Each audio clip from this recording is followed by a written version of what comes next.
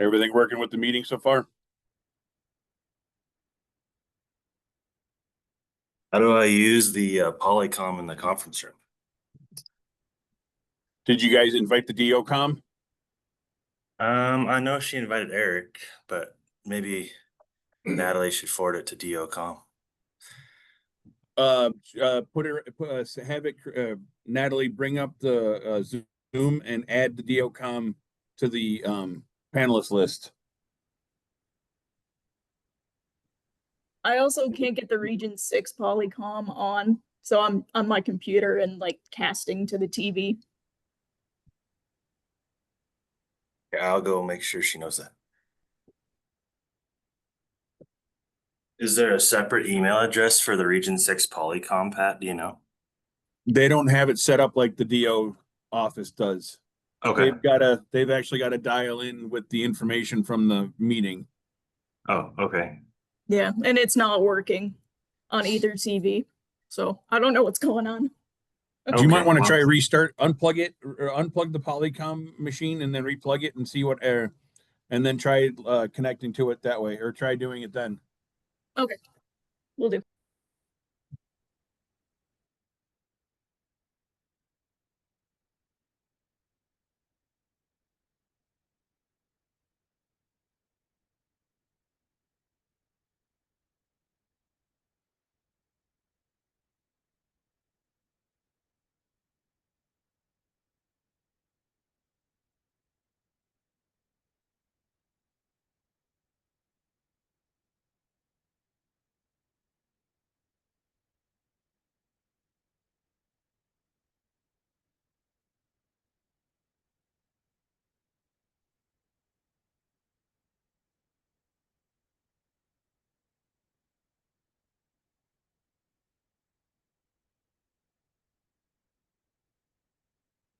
Hey, Brent.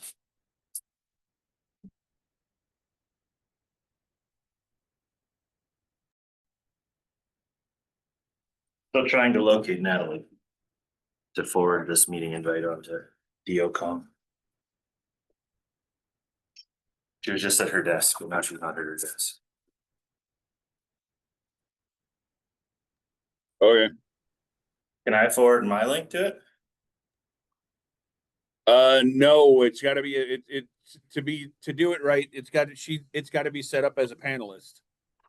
Okay. Can I add somebody as a panelist? You cannot. No, What no, the you are the heck? host. No, you can. So go to invite. Invite. Where would I find invite at? So click on the. Now, hold on. I'm trying to do it right now. Invite. Got it. Invite. Call out Choose from list. FWP.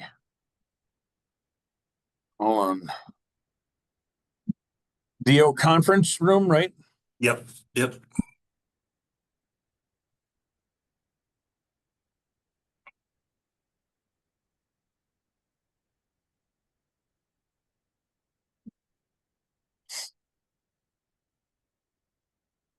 Incoming call. How do I answer it? It should answer on its own. I just answered. Joining as a panelist. There you go.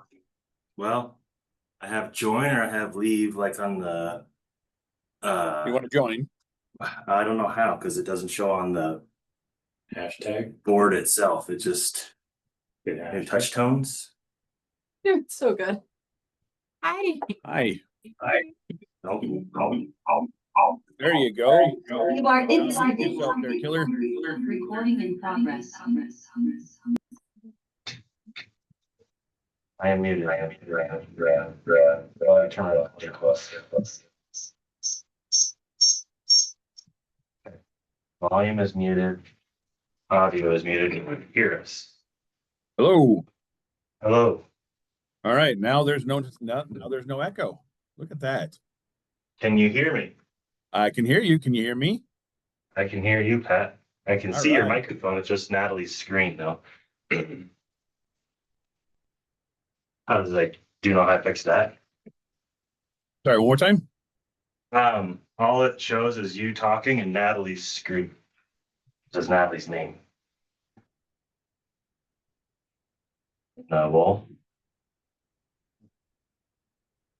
You'd have to set it up to show active speaker. I don't know.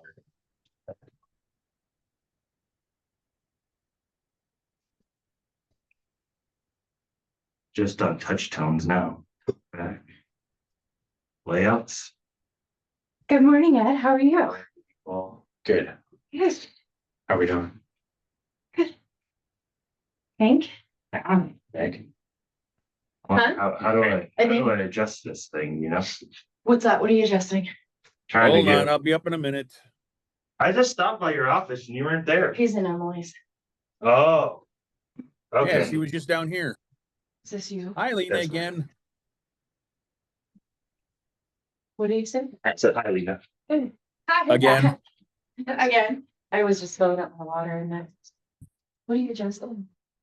Trying to get active speaker on the screen. Versus just NASA all the time. Whoever's talking to display on screen. No, that's stuck. But they'll be joining us, or Yeah. they'll be joining us.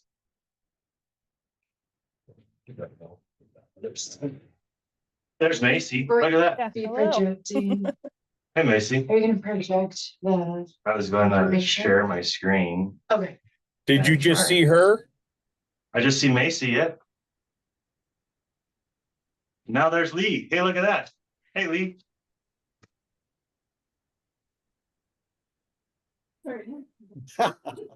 There So it it's- is. I So even it took is- a bath for this. We got a brand new conference room in Glasgow. I know, it's so beautiful. Good for you. So it is bouncing between active speakers now? It is. Is there a way to view it in gallery mode or not? That would be that layout that you were just at. You're asking it to do too many things. Oh, all right. I didn't touch anything. Oh, I know, whatever when you she- go to layout, if you set it to gallery, then it might not go to active speaker. It'll put everybody up all at once That's okay. in the tile mode instead of doing, It's on Gallery Pad. it is? It It is. is. Okay. I can do full screen, Layouts equals, equals, and gallery. I don't know. Okay. You guys good Good. with what it is, or do you want me to come up and look at it? If you want to come look, that'd be fantastic. Then I know who's in the meeting. Yeah, and I'm pushing a lot of buttons, so you might wanna be on your way up You want me to push some too? Yeah. You can, I'm in some admin Wow. setting mode now. I was a little disjointed when I got here now, like, whatever. Uh,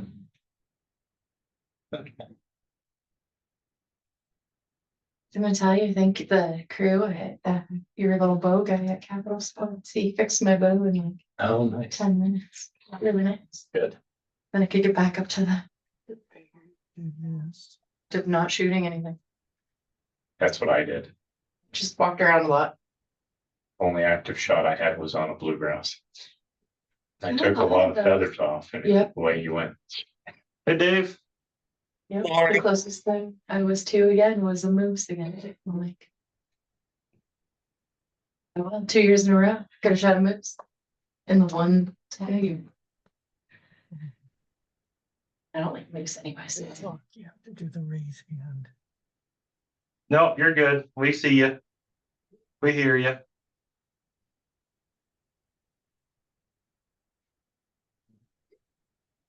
Thanks much. I think you're doing better on that end than they are on this end.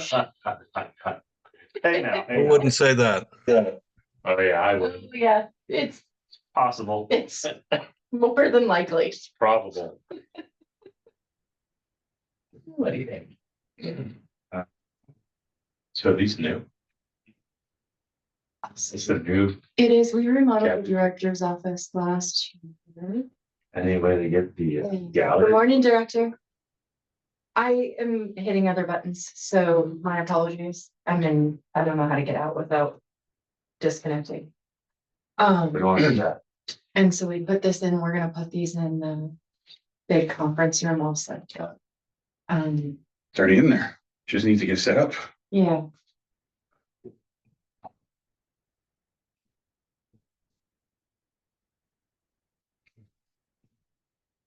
So right now, there's only 2 people with cameras. is that why? Yeah. Oh, okay. That works too. We have Dave and Lee, Yes. that's it. Dave and Lee. And. Steph. Prater. Okay. Right now. I'm sorry, I'm just eating my breakfast and I don't want to eat on camera. Good. At least you're here and you can hear us. I'm going back down now. Gotta work on that other thing. Thank you. I stopped by your office, but you weren't there. Must have been gone. He's working on ways. Oh, Working on Something else, okay. you know, You know, Multitasking. not me. Little on the phones. I've heard. So we won't be able to see everybody at one time. I think we will. It's on gallery No boat, cameras on. so, People. There you go. yeah. That did. Hey, Katie and Lee, will you turn your camera on just to make sure it works on your end? You picking out. On mute. Chris Faber's on. Oh, no. I didn't realize Chris Faber was on this. He is now. Hi, Chris. Thanks. How you doing? If you can't tell, This isn't good. I know, long time no see. That's your fine, how do you do? How you doing? We have a slight history. It's fine. Oh, no. I can't shake my past. Right?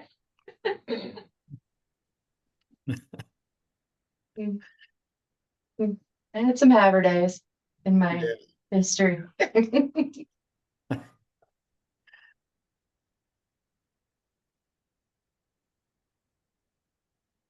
Morning, everybody. hey, Craig. Good morning. Hey, Paul.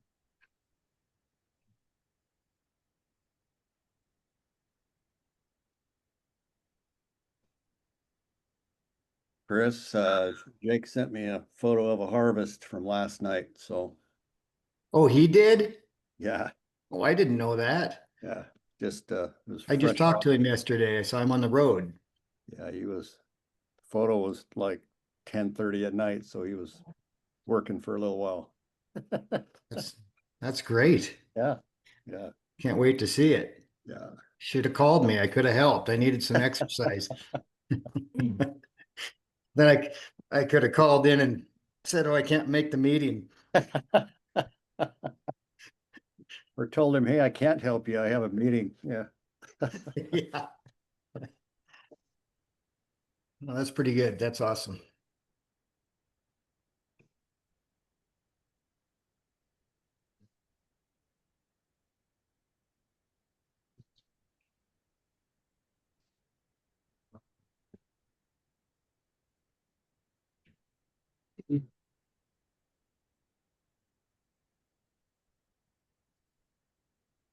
Oh.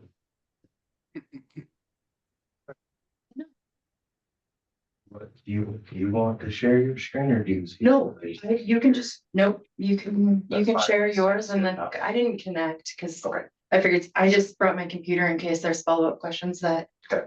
I need to dig in to get specific answers for. Oh, yeah. So that's the reason I even brought my computer. Not a problem.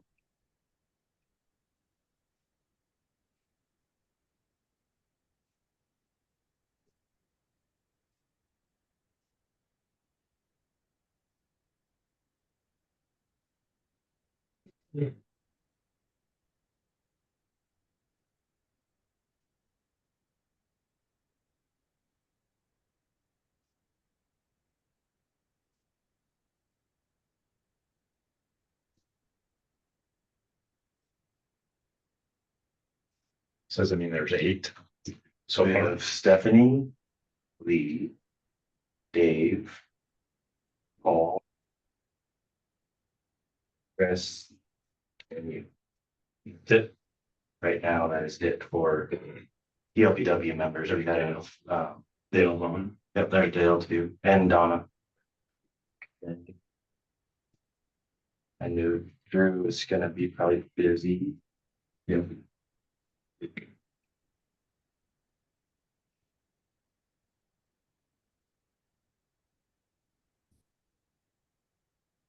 Let's see, Cindy. I don't see Everett. Lee or Richard. We're up there. Rich.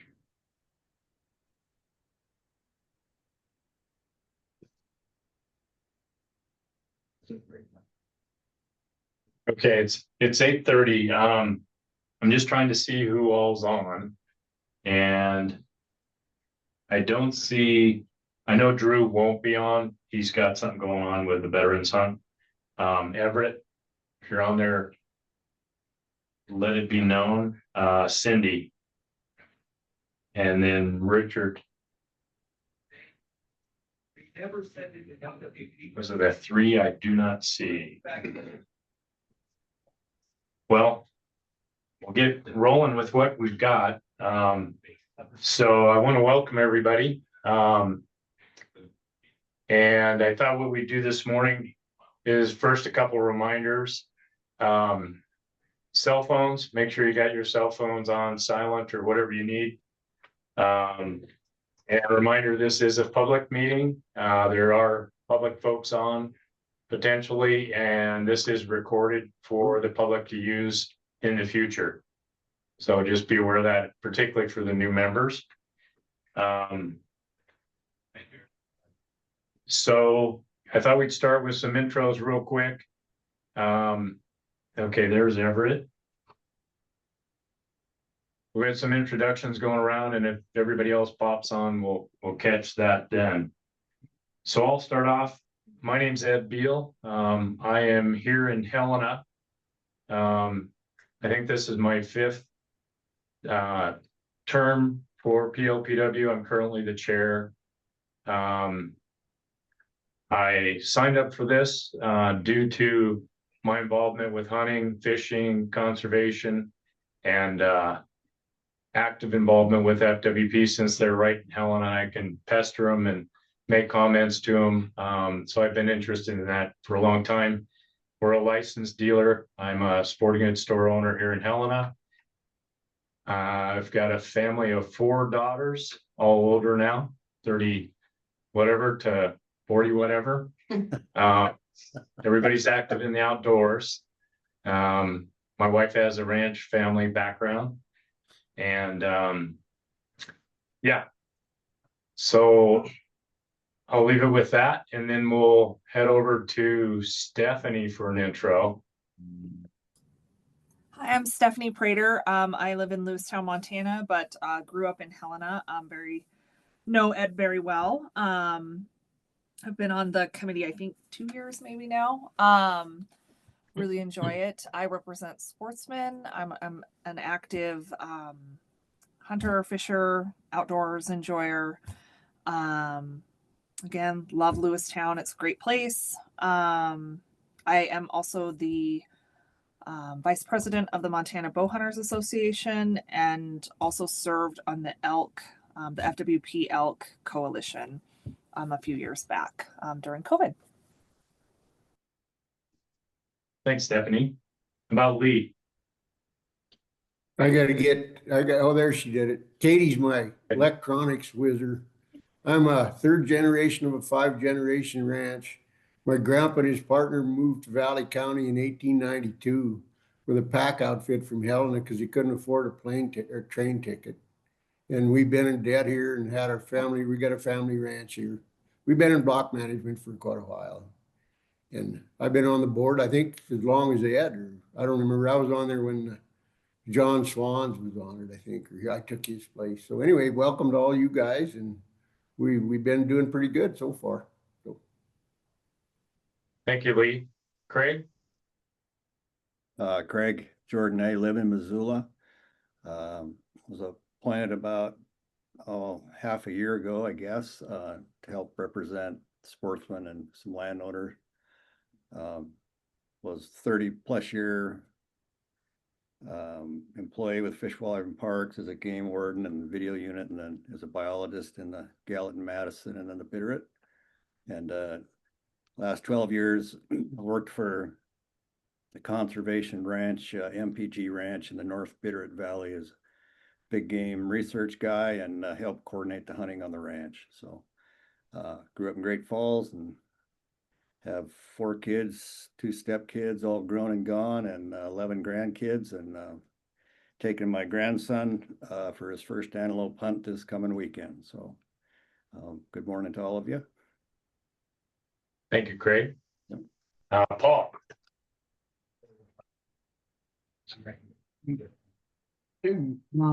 I've been an outfitter for almost 30 years now, originally from Miles City, outfitted over there a bit, but came to MSU in the 70s and stayed here and worked out of here most all my life now. It seems like it. I want to welcome the new members, Dave and Rich and Chris on board. I know they're going to bring some valuable input to this council. So that's about it. All righty, thanks, Paul. Dale? Good morning, everyone. Dale Trivy. I live in Miles City. I've lived here 37 years, I believe, and moved here from South Dakota. I enjoyed a long-term career with the Bureau of Land Management, and I represent sportsmen here, avid hunter and fisherman. I've also I was on one of the the first of these, not PLPW, but hunter access committees right after I moved here, I think in the early 90s. Was also on the two upland game bird councils for probably close to 20 years between the two of them, and just have been involved in access and recreation issues for a lot of years. Welcome, everyone. Thanks, Dale. Donna. Well, thank you. Good morning. I myself I'm the 3rd generation of 5-generation family ranch here in Southwest Montana.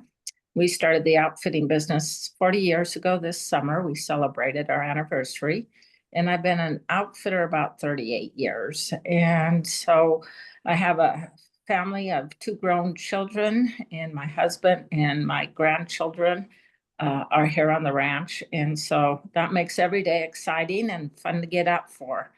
I've been part of the PLPW back when it first started, and I've been on this council, I believe, 2 terms. I was on the advisory council for BLM, and I'm currently on the National Rocky Mountain Elk Foundation board. So Zoom and I are becoming pretty darn good friends. Did you guys on RMEF switch from Teams to Zoom? We're on Teams. Yeah. Oh, yeah. Yeah. Well, thank you, Donna. Everett. Good morning, everybody. I am on my 2nd term at PLPW now, I think, and started during the COVID year of 2020. So that was a lot of fun. I've been on the Region 2 CAC for a long time as well. I've taught hunter ed for I think 12 years. So I've been involved with FWP on a variety of levels for a long time. Really enjoy doing this, being involved in the process, passionate about wildlife. Grew up in Frenchtown. I live in the Bitterroot now and travel quite a bit. So I get to experience hunting in a lot of different ways, and very blessed to be able to do that. And I'll just continue to say the team that we have on PLPW is incredible. We all have really great perspectives and a lot of respect for each other, and I really like working with everybody. So glad to be back and looking forward to what we can do for this next year. Thanks, Everett. I'm just checking to see if Cindy's on there. Yeah, I'm on here. Okay, you're up, Cindy. Okay, my name is Cindy Cohan. I live in Butte. I grew up in Butte. I'm a retired Air Force colonel. Yeah. And I'm a member of the Skyline Sportsman's organization. I'm a hunter and a fisherman. And I've been a member of the PLPW, I think when Ed and I started at the same time. That's it. Well, thanks, Cynthia. And I don't think Drew got in on. He had sent an email in. He's out on a hunt on a good event. So thank you to all you current members, and we've had a good time working together and done a lot of good work. So now we have the pleasure of adding 3 new members, and I'm going to let them introduce themselves. As you can see, the representation is pretty widespread around the state, and that is the focus and goal and mission of this council is to be able to geographically and then within the hunter, landowner, outfitting, conservation world to represent different interests and wear those hats as we serve on this council. So I'd like to start with Mr. Faber. Introduction, please. Oh, thank you. My name is Chris Faber. I currently live in Havre, south of Havre. We have a 4-generation ranch in the Bear Paws, and I have a ranch in the Missouri River Breaks. Goes back to 1896. My 2 great-grandfathers on my dad's side came over from Ireland and Luxembourg, so it's been there a long time. And my dad started outfitting business about 40 years ago. I guided with that business, and then I took over the business about 20 years ago. Married with 2 grown children, a daughter and a son, who have both unfortunately work out of state. So I'm still there, and I'm just excited to be on the board and help in any way I can. Thank you. Thank you, Chris. Dave? Yeah. Good morning. My name's Dave McNanny. I'm a rancher that lives south of Hysham in hunting district 702. My wife and I have 2 kids, of which the son now runs the ranch, and I'm the full-time hired man. And I kind of got asked to apply for this board by landowners that probably felt their concerns weren't being met. And I'm looking forward to seeing if I can help with that. Well, welcome aboard, Dave. And then I don't know if Richard on. Doesn't look like. No. Yeah. Okay. So did I miss anybody? I think I checked. Richard Birdsell is on. Yep. Oh, Richard is on? Yep. Can you hear us, Richard? Is he on phone or Zoom? He's on Zoom, but he's muted and his video is still on his phone. Richard, it appears your Zoom is muted. Your video's off. I don't know if you can click those on.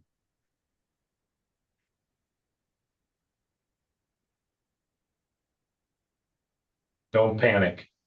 Just when you do get that on there, interject into our conversation and we'll get you in for an introduction. There we go. Maybe.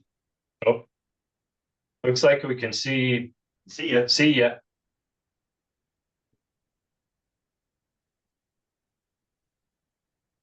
So it's just the audio.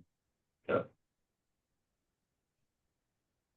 It's usually Paul that's doing this, just so you know, Richard. It's not the first, it's okay. And actually, when I got here this morning, everything was calm in my world until I arrived at FWP headquarters. And then there was this mad scramble getting all this technology hooked up. And now I don't know, What, confused? Any luck there, Richard?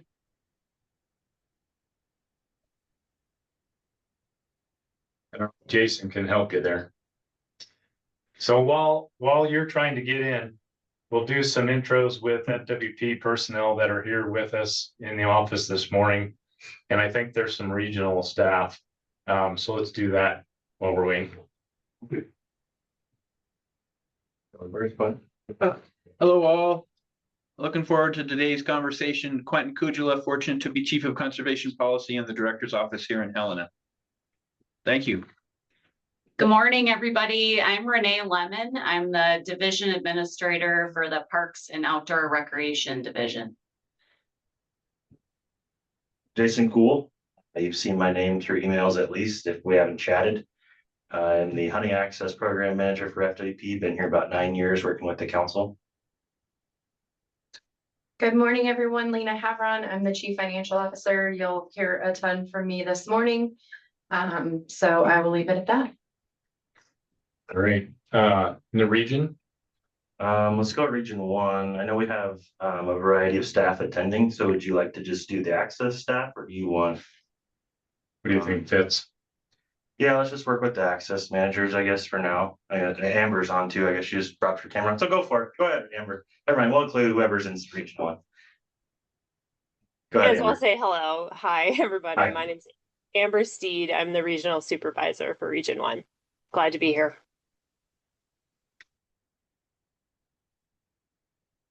And Macy was on. Yep. Hello, everybody. Good morning. I'm Macy Dugan. I'm the Access Manager for Region 1 based out of Kalispell. Look forward to the conversation today. Thanks, Macy. Trenton. Anybody else, region 2? Maybe he stepped away for a bit. Okay. We can jump to region 3. Cheyenne is on. Good morning, everyone. My name's Cheyenne. I'm the Region 3 Access Manager. Happy to be here. Thanks, Cheyenne. I saw Jason on region 4, but he's set himself up in the guest venue. So we'll just let him live there, I guess. Go ahead, Trenton. Sorry, everyone. We're trying out some technical issues, but I think we're moving to a different spot, so I might have missed. But if we're doing introductions, I'm Trenton Heisel. I'm the Region 2 Access Manager. If that's what we're doing right now. You got it, buddy. Thanks, Trent. Thanks. And I saw Region 5 had a variety of folks sitting there. Go ahead, Mike, and your crew. Yeah, Ian Davidson, Region 5 Access Manager. We also got. I'm Zach Manigat. I'm the Hunting Access Specialist for Region 5. And I'm Mike Ruggles. I'm the Regional Supervisor here in Billings. Have a good morning. Looking forward to the agenda. Morning. And then Katie, also listed as Lee Cornwell on my sheet. Go ahead. I'm Katie Iverson. I'm the Access Manager, Region 6 out of Glasgow. Good morning. And I don't know if we have, I don't think we have anybody from Region 7 on this one. So. Okay. All right. Did Richard get? He got unmuted and he got his video showing. I'm not sure if he can stop. There you go.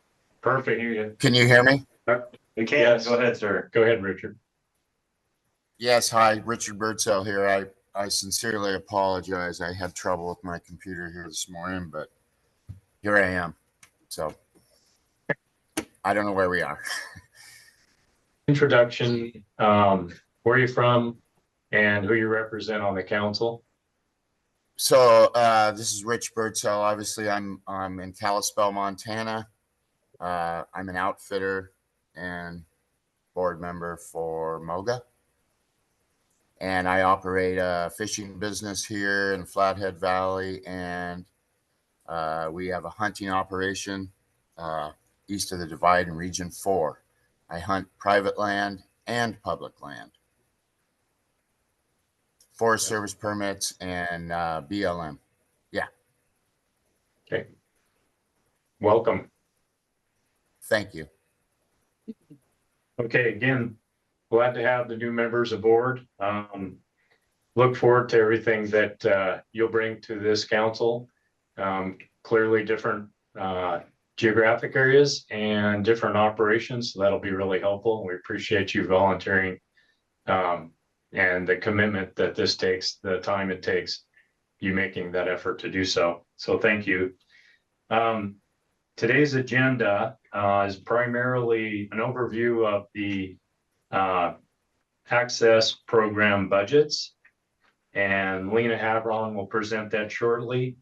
And then afterwards, our second agenda item for today is looking at the PLFA private land fishing access opportunity that we all think is low-hanging fruit.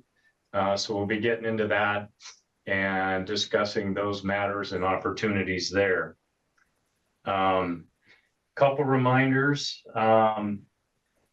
either on Zoom or physically, please raise your hand to be acknowledged during this meeting so we can run pretty fluidly. We don't want to forget your question or comment, so be persistent with it if we miss it. If I miss it, Jason will probably pick it up. Try. We're gonna share screens in just a bit, so we'll try to do our best, but folks can just speak in if they need to. And then for your information, I know a couple folks, Dale and maybe Dave, got on the board's presentation about training. Generally, this board operates instead of a Robert's Rules and voting process, we operate as a consensus board. So when we come to a point where we need to make a decision on a recommendation, then we'll ask to see show a thumbs up, thumbs down, neutral. But generally what we want to do is be able to have a consensus on what we put forward as a recommendation to the department. And again, as a point of information, we're a body that makes recommendations to the department or to the legislature. When we do it to the department, it's through this means to the director, whether it's making a recommendation on a PALA agreement or any particular action that is official. We do it in one of these meetings, not outside of these meetings, and we do it as a consensus. Okay. Anybody have any questions on that? Hearing none. We're a hair behind, so Lena's really quick unless we see problems, which we won't have any, right? That's up to you all. Okay. So as you know, there's a few access programs at FWP. We try to go through and give you as much information as you want regarding all of the programs. But our big ones, obviously our flagship program, block management.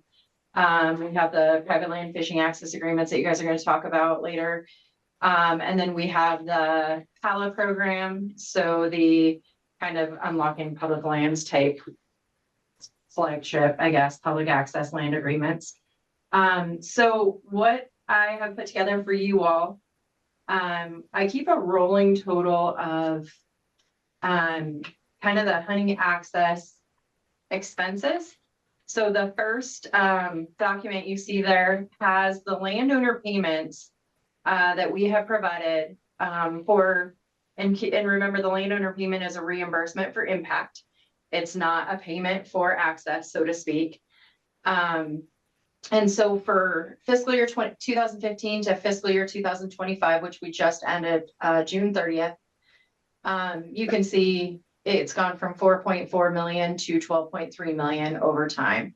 A big jump in fiscal year 22, which was another increased cap as well as a remodel of the payment structure. We've invested more federal funding in this program. You can see at the bottom, you'll see the roll up between state special, our 02334, which is legislative statutorily set aside for hunting access. you can see the rate of spend in that fund versus federal funds. Our federal funds are PR. So the Pittman-Robertson excise tax dollars and how we spend those. We increased that ask the same time frame last session to increase that by substantially more than what we're spending. Unfortunately, at the time we asked, the PR dollar excise tax has declined. We had the ability to still spend the same amount, just spend it in state special. So that's what we chose to do in 24 and 25. But we still added a few $1,000,000 to the federal side of this program for landowner reimbursement payments. And again, these are the expenses over time. Yeah, just contract. It's just, This is only contract payments. Are there any questions on anything here? You guys can interrupt, ask whatever questions you want. Wait till the end. I have no preference. Everett had his hand up.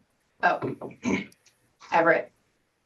Yeah, Lena, what was the PR decline that you mentioned? So there has been a reduction in the excise tax collected for the PR bucket.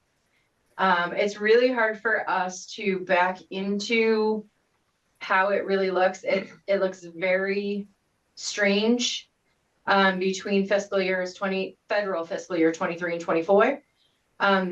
We had 30 million that we received in federal fiscal year 23. But we can't tie it to the actual year it was supposed to be because of COVID. So they allowed the manufacturers a 2-year period to turn their excise taxes in. And so trying to back what that value of but a huge increase. It went from like 24 to 30. But some of that 6 million increase was for those other years that they didn't have to pay the excise tax in COVID. So we're trying to wait for it to stabilize and see what years this really looks like. And so it's a decline over federal fiscal year 23, but it's still at like 26 million, if that makes sense. So Yeah, it looks really wonky. is there any reason to think like over long-term average that PR is declining, or is it just writing itself now? So it's interesting. It's writing itself, I believe. However, they don't collect excise tax on ammunition manufactured for the military. So when you have things going on in other countries where we send that ammunition, it's our military that buys it, so there's no excise tax. So I can't tell you if there's less manufacturing for the public. If sales are truly down, they're down in some areas, but they're up in other areas. We did a lot of digging before we went into this session. And we couldn't find the smoking gun that would tell us really where the difference is, where the change is, what years it points to, and if we'll see a steady decline. I do know it's projecting another 6% down. We just got that number from the feds before they shut down. So that's roughly about $1 million for all of our PR programs, which is traditional PR, hunter education, and then enhanced hunter education. So a 6% decline. 6% decline over last federal fiscal year at this point in time. So we're 3 quarters in on their projections, and it's projecting to land about 6% short of what we were last year. Okay, thank you. Craig has his hand up. All right, keep them coming. Craig. Thanks. Lena, just curious, and I know it's maybe not a pure comparison, but has the department done any comparison with access programs in adjoining or western states as far as cost for, like, maybe cost per hunter day or cost per acre? Does anything like that exist? Honestly, I'm not exactly sure. I know in our conversations with other states, they're impressed with the value we put into our hunting access program in our bordering states. It's kind of like to quote somebody, you know, Apples and Ford pickup trucks. What they reimburse for landowners is different than what we provide for landowners. I don't know of a bordering state that actually provides an impact payment for hunting impacts in the same capacity we do. Appreciate that. And if I could ask one more question, Chairman? Please.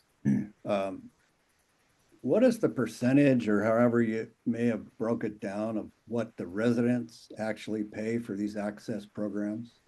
Any idea? You know what? It's the last document we're gonna go through. I provided a different thing that this committee here, this has not seen. That I'm hoping, I get a lot of questions on it. There's no easy way to explain it. So I provided the last document we'll go through, one of the last documents we'll go through. And I think your question will be answered there. Thank you. Thank you very much. Craig, and I can add a little bit to the other state access programs. While I can't speak directly to the surrounding states, I know there are a number of states that utilize the federal VPA HIP grant for their access programs. And while they don't do it on a per 100-day basis, they're looking at generally a per acre basis. Comparably, they're about $30 per 100 day if you did just a straight crosswalk, what we're doing currently, just in terms of what they're paying and the acreage amounts that they have enrolled in their programs. Great. Thank you, Jason. And thank you, by the way, for sending that other data that we asked for at the last meeting. Appreciate that. No problem. So Craig, I have a question for you. What are you mainly trying to understand in the state to state comparison? What are you wondering about? Just the curiosity, Mr. Chairman, about actually what Lena got to is value, and just trying to see where we fit, you know, with other states. Really, it's just a general curiosity. Yeah. Okay, thank you. Yeah.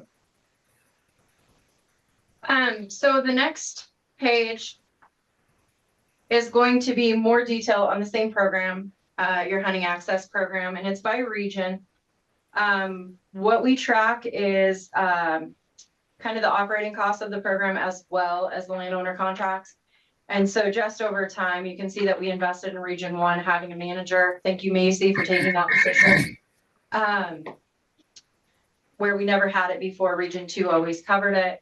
So we're making some operating investments and trying to build the program, make the program better, respond to landowners more efficiently, you know, all the things. So it's really all the level of detail, but when you get to the bottom, Jason, if you want to just skip to that bottom, it's where I think the most important, I roll it up for you all to see the program totals. So out of the $15 million, 15.3 million we spend, 12.3 goes to contracts, and we are operating the oversight of the program on $3 million statewide. So the program has done an amazing job of building a great program. We try to add resources when we can, when funding is available and they approve it across the street. But as you can see, our operations cost over time have not increased nearly by the value of additional contracts, payments for those contracts. So I always say, you know, we asked for the increases in the session so we could maintain what we had in order to grow and build this program, provide more contracts, more landowners. We will have to increase that operations side. So something to consider. Don't always get a lot of support for that. But really the conversation, you know, you talk about, do you provide lease payments? Do you provide what other states do? You know, we can't really grow without additional operations. We can grow a little bit here and there, but it's pretty limited. And so this just gives you the roll up of that. I think it's really important to see, you know, the program totals of field services provided to manage the hunting versus the payments to landowners. And you can see we invest all of our federal in the payments to landowners. Okay.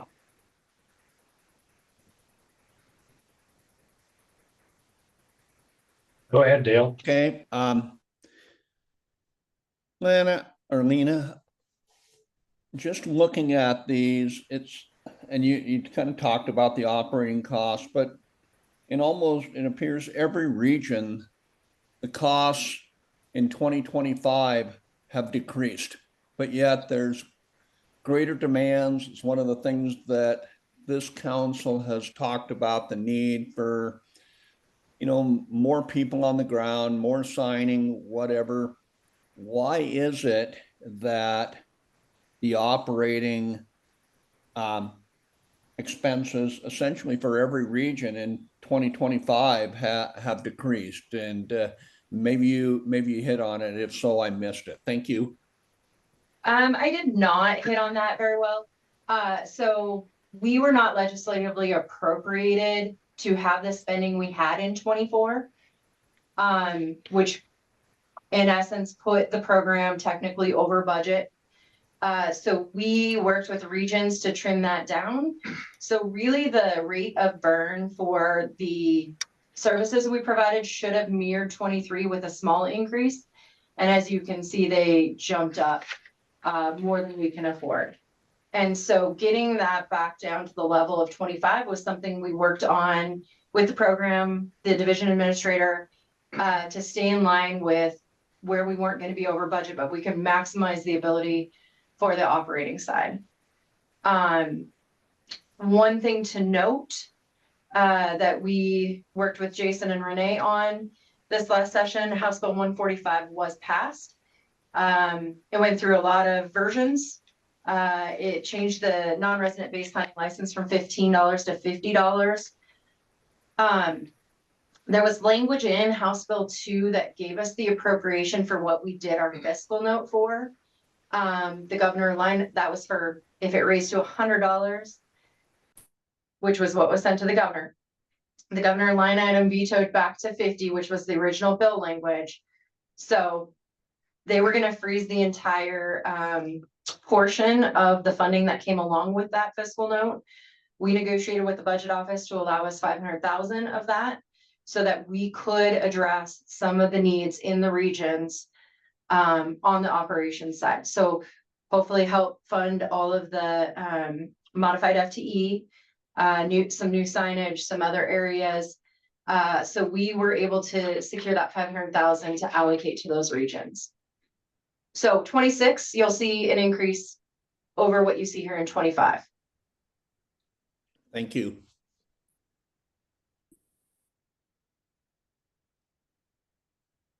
Other questions?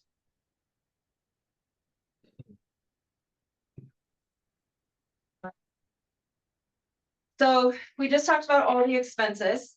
The next sheet is going to maybe show you. Okay, want to make sure I'm on the same track.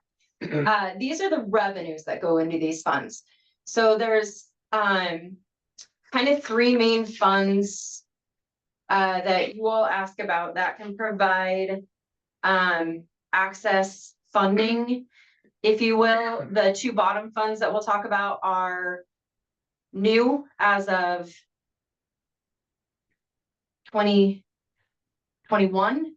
House Bill 637, I think, was in our 21 session. It's been a long time. Sorry, I apologize. And they kind of created these new funds off of the non-resident preference points. So first, the big one obviously is the 02334, which is what we just talked about. So will you scroll up just a skosh? Sorry. No, you're good. So the two top boxes are your 02334. I gave you a little more detail on those. Just so you could see your fiscal years. It gets really convoluted for me to explain all these things because I have a state fiscal year that's July through June. I have a license year that's, March through February. And then I have a federal fiscal year that's October through September. And a program year. And a program year, which is different than the fiscal year. So trying to make it so it's consistent, but I can't always tie back this information that you have in this and then the last document we're going to walk through. They don't always tie because you're talking license year versus fiscal year. So you can see each year of the, for the license sales, they're steadily increasing what you get in license sales for revenue. Preference points are fairly consistent, fairly steady. We earn interest on this because we invest all of our cash. And so as we get more cash, obviously your interest earnings are going to be larger. Folks also have the ability to donate their drawing fees, not drawing fees, permit fees, to this program. And as you can see that people have been doing that more consistently over time. Miscellaneous is really an accounting thing. It's usually just, we recorded something in the wrong fund and we need to move it. So, you'll see that miscellaneous. It's weird. It's really just an accounting to move the cash into the appropriate fund. Every once in a while, we'll miss something little and have to do that. The next box that's highlighted in blue is the same fund, but I gave you a little bit more detail on the license sales portion of it. So the license dealer receipts, Ed discussed that he was a license dealer. So, we record it that way in the revenue side. So when we talk about what comes from non-resident, what comes from resident, what comes from this is all we can see on the financial side for what comes in from the license dealer receipts. The non-resident big game combo sales, that is a different code that we calculate. We record it under when it comes through our ALS system internally. So you can see the big game combo, the deer combo, and the elk combo. And then the license dealer receipts is all of those things rolled up that come in from the license dealers. But that is your license sales for this fund. So when you're bringing in $10 million of license sales, and you're spending $11 million in the fund, we're obviously not in a great position. So House Bill 145 is a very good revenue generator for this fund. The fund 02391, if you want to scroll down a little bit, when House Bill 637 was working its way through, they developed a preference point system, and they dedicated 25% of those to go to this fund for PALA agreements. They also dedicated 25% to go to this permanent access easements. PALA, we are funding this next fiscal year with some of the 02391. 02392 is not appropriated for the agency to spend out of yet, because we don't really have what we would spend that on. So every 2 years, what we do is we go in and we request the authority from the legislative body for us to spend our own cash on our programs. So that fund is going to be sitting at, you know, by this time next year, maybe $1.5 million. And so we can start considering what we could do with that fund and then make a legislative request for that program. So I put it on here because, in my opinion, it's an access program, falls under the purview of this group. I might have the wrong purview. I just do what I want. Are there any questions on the revenue?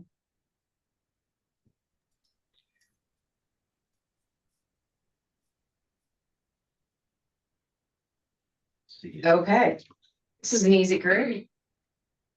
So our next document is going to be the PALA program. This is a little, it used to be a base program, which for you all to understand, FWP has appropriated the ability to spend on an annual basis. So we used to have $1 million for this program, but it was $500,000 each fiscal year. We have since, into the last session, we moved it to capital. When we request a capital appropriation out of House Bill 5, we ask for $1 million, and that $1 million lives on our books until we spend it. So we went in last session, we asked for $2 million. Make sure we have it. So I didn't give you the history of what we've spent in this program. Happy to provide that. If you want, what I gave you guys here is current number of participants. And I will tell you, right now, I'll send you out some updated information on this program as well as fishing access. There's actually 70 agreements, and I think the one I missed is in Region 4. So trying to reconcile all the stuff that you all look at, all the stuff, how we pay it and get it right is a trick for me at times, especially poor Jason has been asking me to do this for 3 weeks, 4 weeks, and I went bow hunting instead. So, Shouldn't have fixed that though. I'll disclose, yeah, Ed fixed my bow so I could go. So I'll disclose that maybe this is on me and I apologize, but I'll get you corrected data. It's not gonna skew the numbers that much, but there are 70 active participants. Out of that, we've obligated a little under 500,000 for fiscal year 26. So your annual agreement's gonna be paid out of fiscal year 26. We obligate the value of the 27 on those multi-year agreements. So you'll see obligations out to 27, 28, and 29. It's just based on the number of years that we will fund. So we have appropriated the value of that fiscal year 26 and 27. We'll obligate the next 2 years, and that will leave you about $1.1 million for new contracts that you could add this year or next year for the payments of 27. So you can do another $1 million in those contracts before we request new funding from this session in 27. So that's what this document is for. It's to show you guys when you're approving those contracts, looking at those contracts, those agreements. This is kind of where your budget lives and how much you have to play with. Questions on PALA funding? Paul? Yeah, I got a question. I guess I was trying to look at the numbers on the overall funding from the numbers before on the hunting access funds. On block? License, on the license sales. Yeah. Yeah. I'm sorry. I was trying to get a percentage of what the non-residents paid compared to the resident hunters. The license. 73%. It's 73. He's got that coming. It's way more than that. Yeah, so Go ahead. So yeah, we'll hit that at the very end. Oh, we will? Yep, we're gonna walk Okay. through what contributes to this fund and how much of that is for paid by non-residents. Okay, thank you. Yep, so until this last session, most of the PALA agreements are paid for with general license dollars. So that's the big bucket of funding that pays for a lot of our wages, all those kind of things. This year we've split it up between a couple other funds that are eligible for this. Save the license dollars, use that other funding that's dedicated for this purpose. And so the next time you'll see a report like this, I will also include the funds that have been spent for this program by each bucket. So they will then tie to that revenue that you could see above it. Any other questions? Cindy on PALA funding?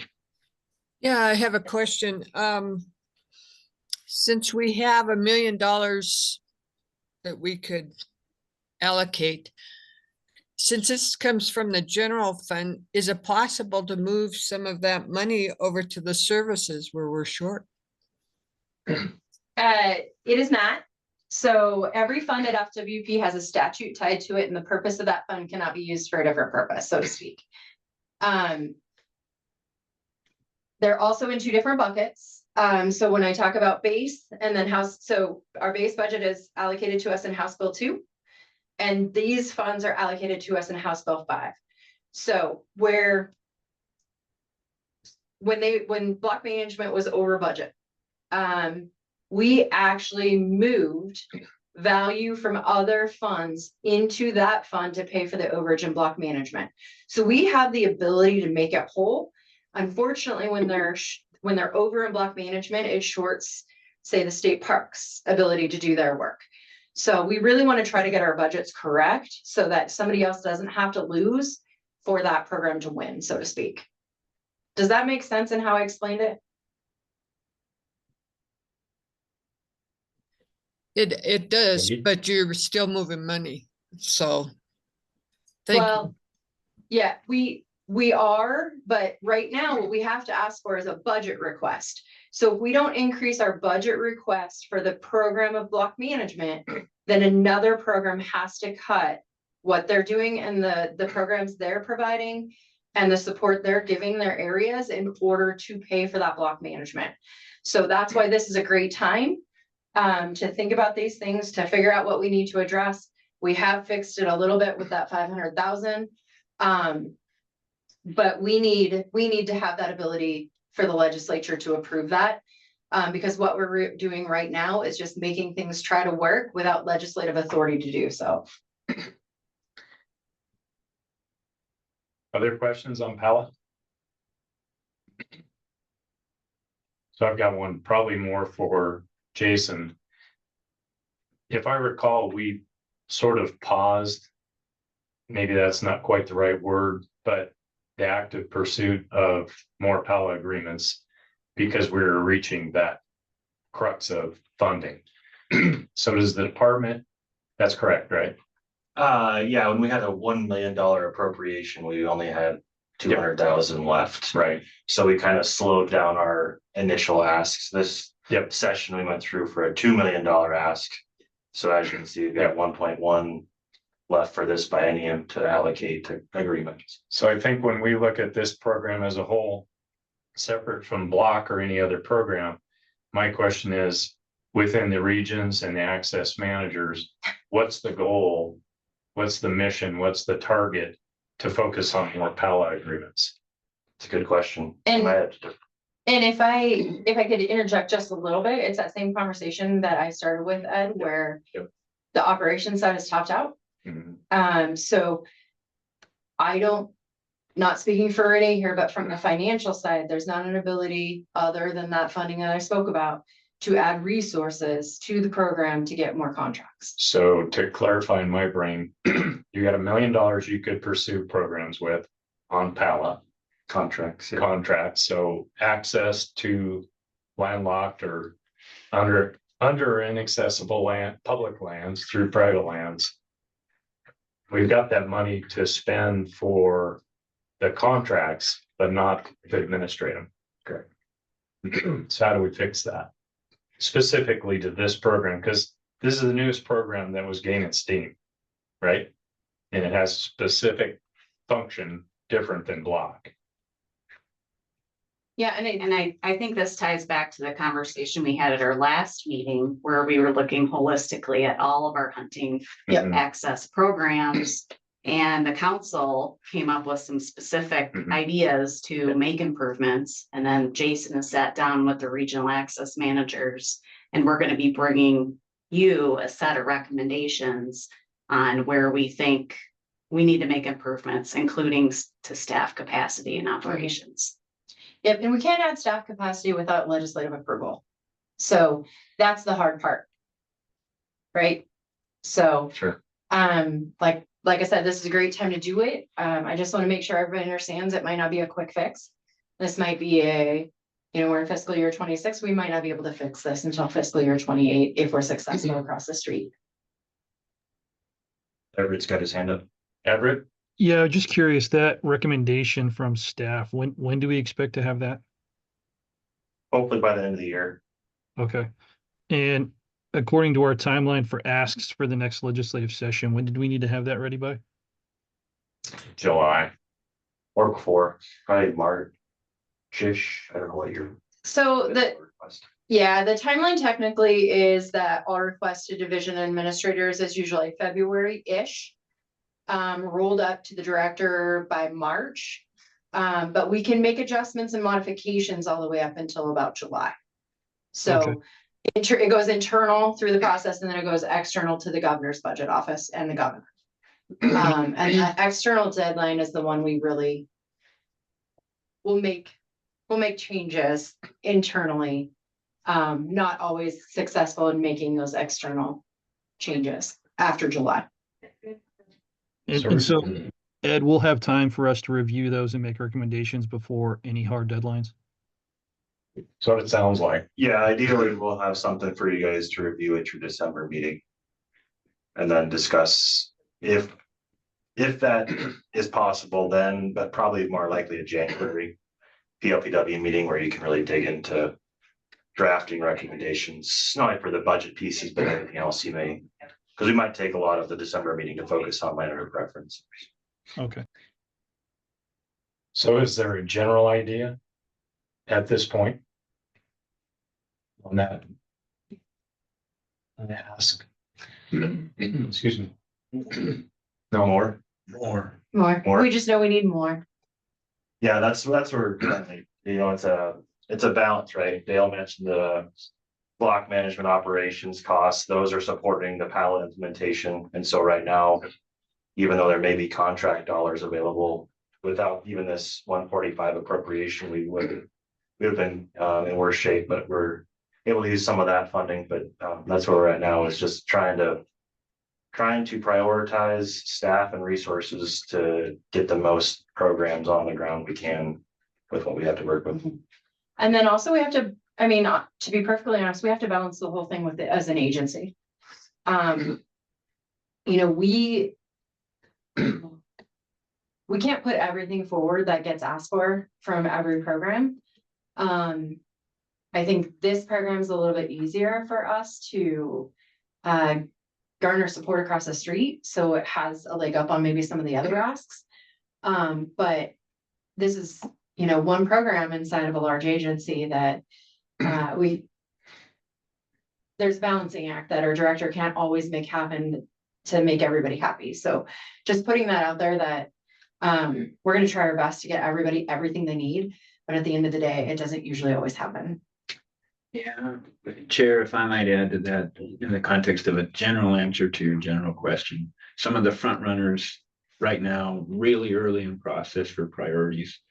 And this is, I would say, maintenance capacity, Parks and Outdoor Rec capacity, certainly to include access and conflict capacity, conflict response capacity. Those are front runners. How it'll all fall out, and there's the race is yet to run to its end, to the point of balance. But this conversation is in those front runners, right? At least as far as recommendations to the director. So my question, Quentin, would be, in the ask to increase the appropriation from 1 to 2 in the last session, why would we have not asked for administrative costs to increase that program at least half the rate of the current administrative costs? Yeah, I don't have an Which answer. program? Pella, just specifically Pella. So I mean, if we're asking for an appropriation to double the contracts, and we know we need some administration cost, it wouldn't be equal because you're already up. So let's say it was half of that administrative cost. Yeah. Wouldn't we want to ask that at the same time so we can appropriate that money and get those contracts? So the hard part is we requested 30 FTE last session. So as an agency whole, we made a run at some of this on the front end. It just kind of backfired on us. So what you didn't see on the front end was that we had made a run. Yeah. And so we'll make that same run again. So we tried. So just as a general comment, insight from the outside is, if you have a program like this, that in a short period is pretty successful, and if you want to continue it, why would you not then in the future tie the specific need to that to make it clear to the legislature to want to appropriate? I get the big bucket, 30 FTEs, I get that. But if you can't go forward now and you got the money appropriated, it's sort of a loss. Just hindsight. It is and it isn't, because this appropriation, because it's in House Bill 5, lives forever. So it doesn't go away. So at the time, so when we made the two asks together, we had an ask that nobody visibly saw. Sure. That yeah, got taken out through a governor's budget process prior to anybody seeing it. It had the ability to support both block management program and the PAL. And so we'll run with that again, and then it'll be fixed. We'll take your recommendations and we'll do all the same work. We're just going to do it a little bit differently. So it's not that we didn't think about all those things. We just had a glitch and that decision package got removed. So, so we're going to keep the money, right? Because they're going to allocate it and it lives forever. So we want to get more interest on it for one. Maybe, Maybe. maybe not. Just because the money lives there I mean, doesn't if the- if the necessarily mean money- it grows the if program. If the money sits there. Yeah. It would generate Yeah. interest, but Yeah. there's nothing that precludes it. There's nothing that precludes the agency from finding a way to put some of that money on the ground. Yeah. Yeah, okay. And the other piece, I think, you can correct me if I'm wrong, is that we don't have all of our 10-year agreements funded for 10 years. We only have them Right, so funded for 2. Right, so this, if we were not to offer or increase participation with new agreements, we could use some of this remaining 1.1 to help fund those we already have signed for more years. Mhm. Does that make sense? So we only have them funded Oh, yeah. 2 years. Yeah. So we're expecting another appropriation to fund them another 2 years. Yeah, but that line. Really, it actually, Yeah.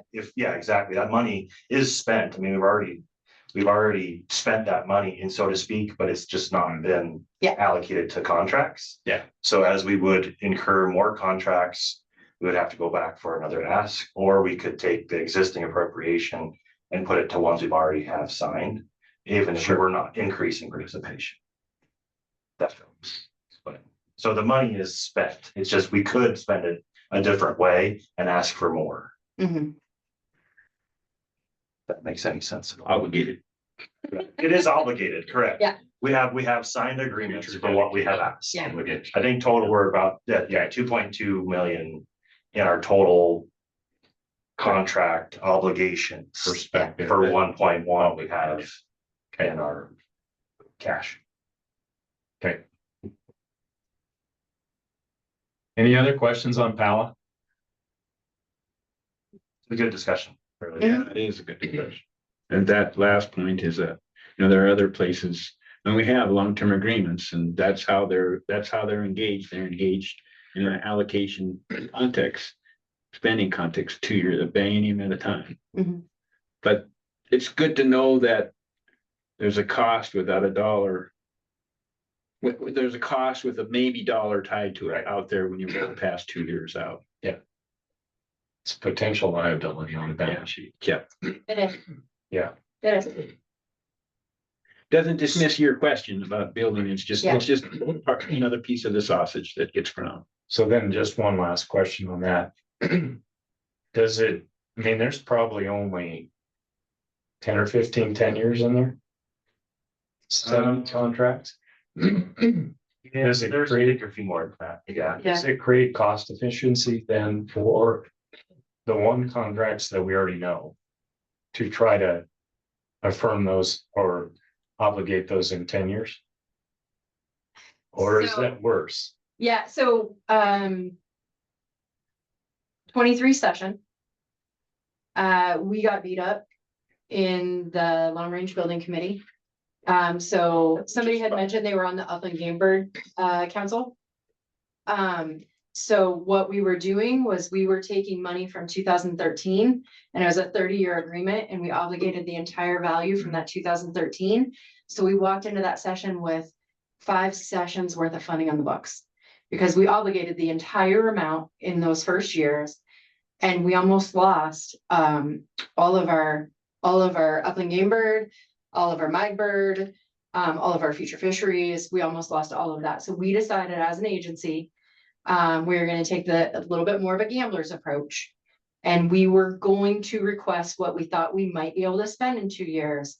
And then just always have those obligations in mind to make sure that we account for that in our next request. So, Sure. yep, it's a different approach. Yeah, I might change the word if I make gambler to, it's not a hard commitment to obligate. Correct. It's a consideration without that last step. So when we think about asking, when we think about prioritizing, we have those year 3, year 4, year 5, year 6 in mind. Mhm. So it's informed. What I mean to say, it's not a matter of chance. And No, it's I don't think very we change, important. yeah. We track it all the way out to And 2035. It was right now. really interesting to me, Chair, if I may, that the word obligated as it sticks in this conversation did not stick in that conversation. It did not. We threw it at the wall a whole bunch of times and it just kept bouncing off. See, and So we suffered a negative consequence.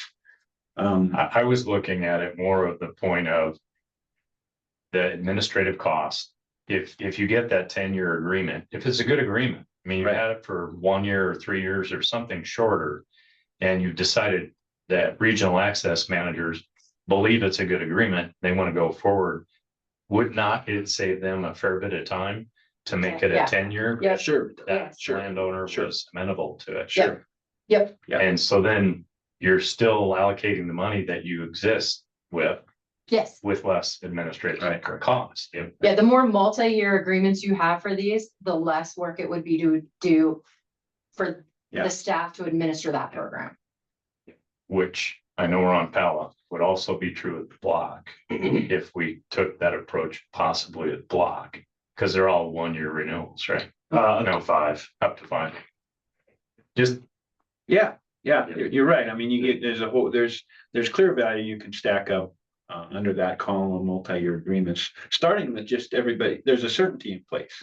Certainty for planning on both sides of the partnership. It starts with that. And then also applied work effort. What's the consequence of that? The consequence, nothing to run from, but the consequence is to know that recognize you could, if the legislative ask and the legislative answer didn't keep up with that, you could find yourself working on the renewals, just those 10 years that are due for renewal, which may not be a bad deal, just all eyes open how that ultimately could roll forward both in a positive way. my last comment on that is I think you're better prepared to present to the legislature the actual need that exists instead of projected need. When you know those access contracts are in existence and won't be funded if you're short. I think you're gonna have a more. And I would, if I may, Chair. Yeah. That's a reasonable thought to have. That's not a certainty to realize. I totally understand. My first question is that would be the circumstance where I would fear suddenly the word obligate would start to take on a new meaning. Yeah. Hey, when you said obligate, you had that factored in. Sure. You had this certainty factored in. Don't bring that to us. That's on you. That's what I fear. And I think the conversation could, so I only mean to say you might hope that's how it proceeds, but I think we have to be careful being sure that's how it would proceed in those conversations. And one thing to add that Renee and Jason have been working really hard on is kind of the thing I have been trying to push and preach, technology. Can we invest in technology that lightens the workload of our staff, and then we actually have the resources necessary currently to run all programs more efficiently and better. Yeah. So like those are discussions that I know Renee and Jason are working hard on, the technology side to see how that can play out as well. So Cindy, did your question get answered? You had your hand up again. I didn't know. Yeah, I just want to clarify this line that says total FY 26 to 29 obligated contracts. So some of our contracts are multi-year. So does the bottom line actually include that out year spend? the bottom line includes to get through fiscal year 29. It does not include the necessary requirement to get through 2035. So we have some contracts right now that will go out till 2035, and what's on the sheet only gets you till 2029. All right, thank you. Yep. And I just pause that. I think this is what you're saying. So here is how it works. Nothing, I don't want to say there's nothing to see here, but nothing unique in the context of an agency working with partnerships that have multi-year agreements that cost money to keep in place. Mhm. And that money is paid annually. So these are the exact kind of things. So like Jason said, great discussion. These are the kind of things that, whether you call it balance or consideration or keeping in mind, or it's all business. It's all how it works. It's a good presentation and a good conversation and great questions. Thank you. Okay. Fishing. So,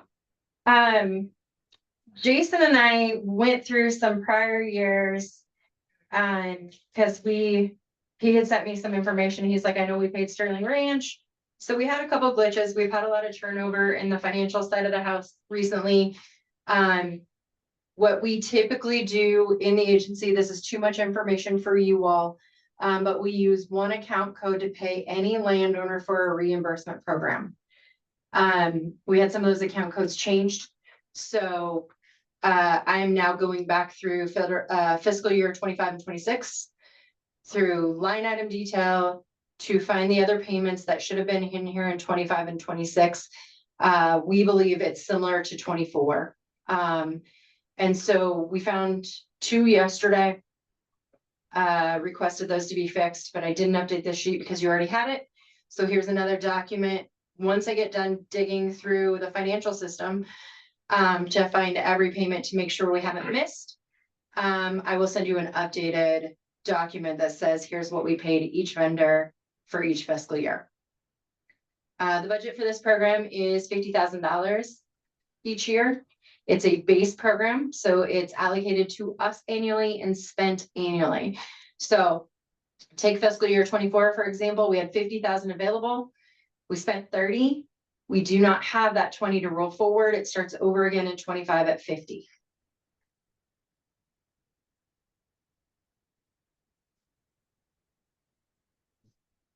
To increase this program would also take a legislative request for additional funding for those payments. And staffing. And staffing. Again, staffing. So it's a small enough program. We've left it in our base funding allocated annually. If it grows to a larger program, we would probably move it to House Bill 5 like we do the PALO program. Go ahead, Dale. Just a quick question. Did you say the annual allocation for this program was 50,000 or 80,000? I didn't catch that. Thank you. 50. Thank you. Yep. And it's also funded by the general license account. And not your other access buckets.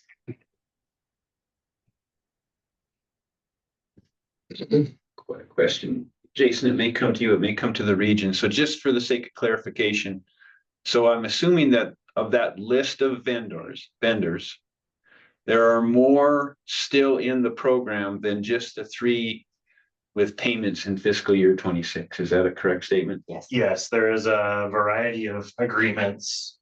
I can actually even pull up the list here, Quentin, since we're talking about it. So here's kind of that existing PLFA chart. One of the things the program used to do, back in the day, or still does, we're not quite sure yet, is this fish stocking in lieu of payment.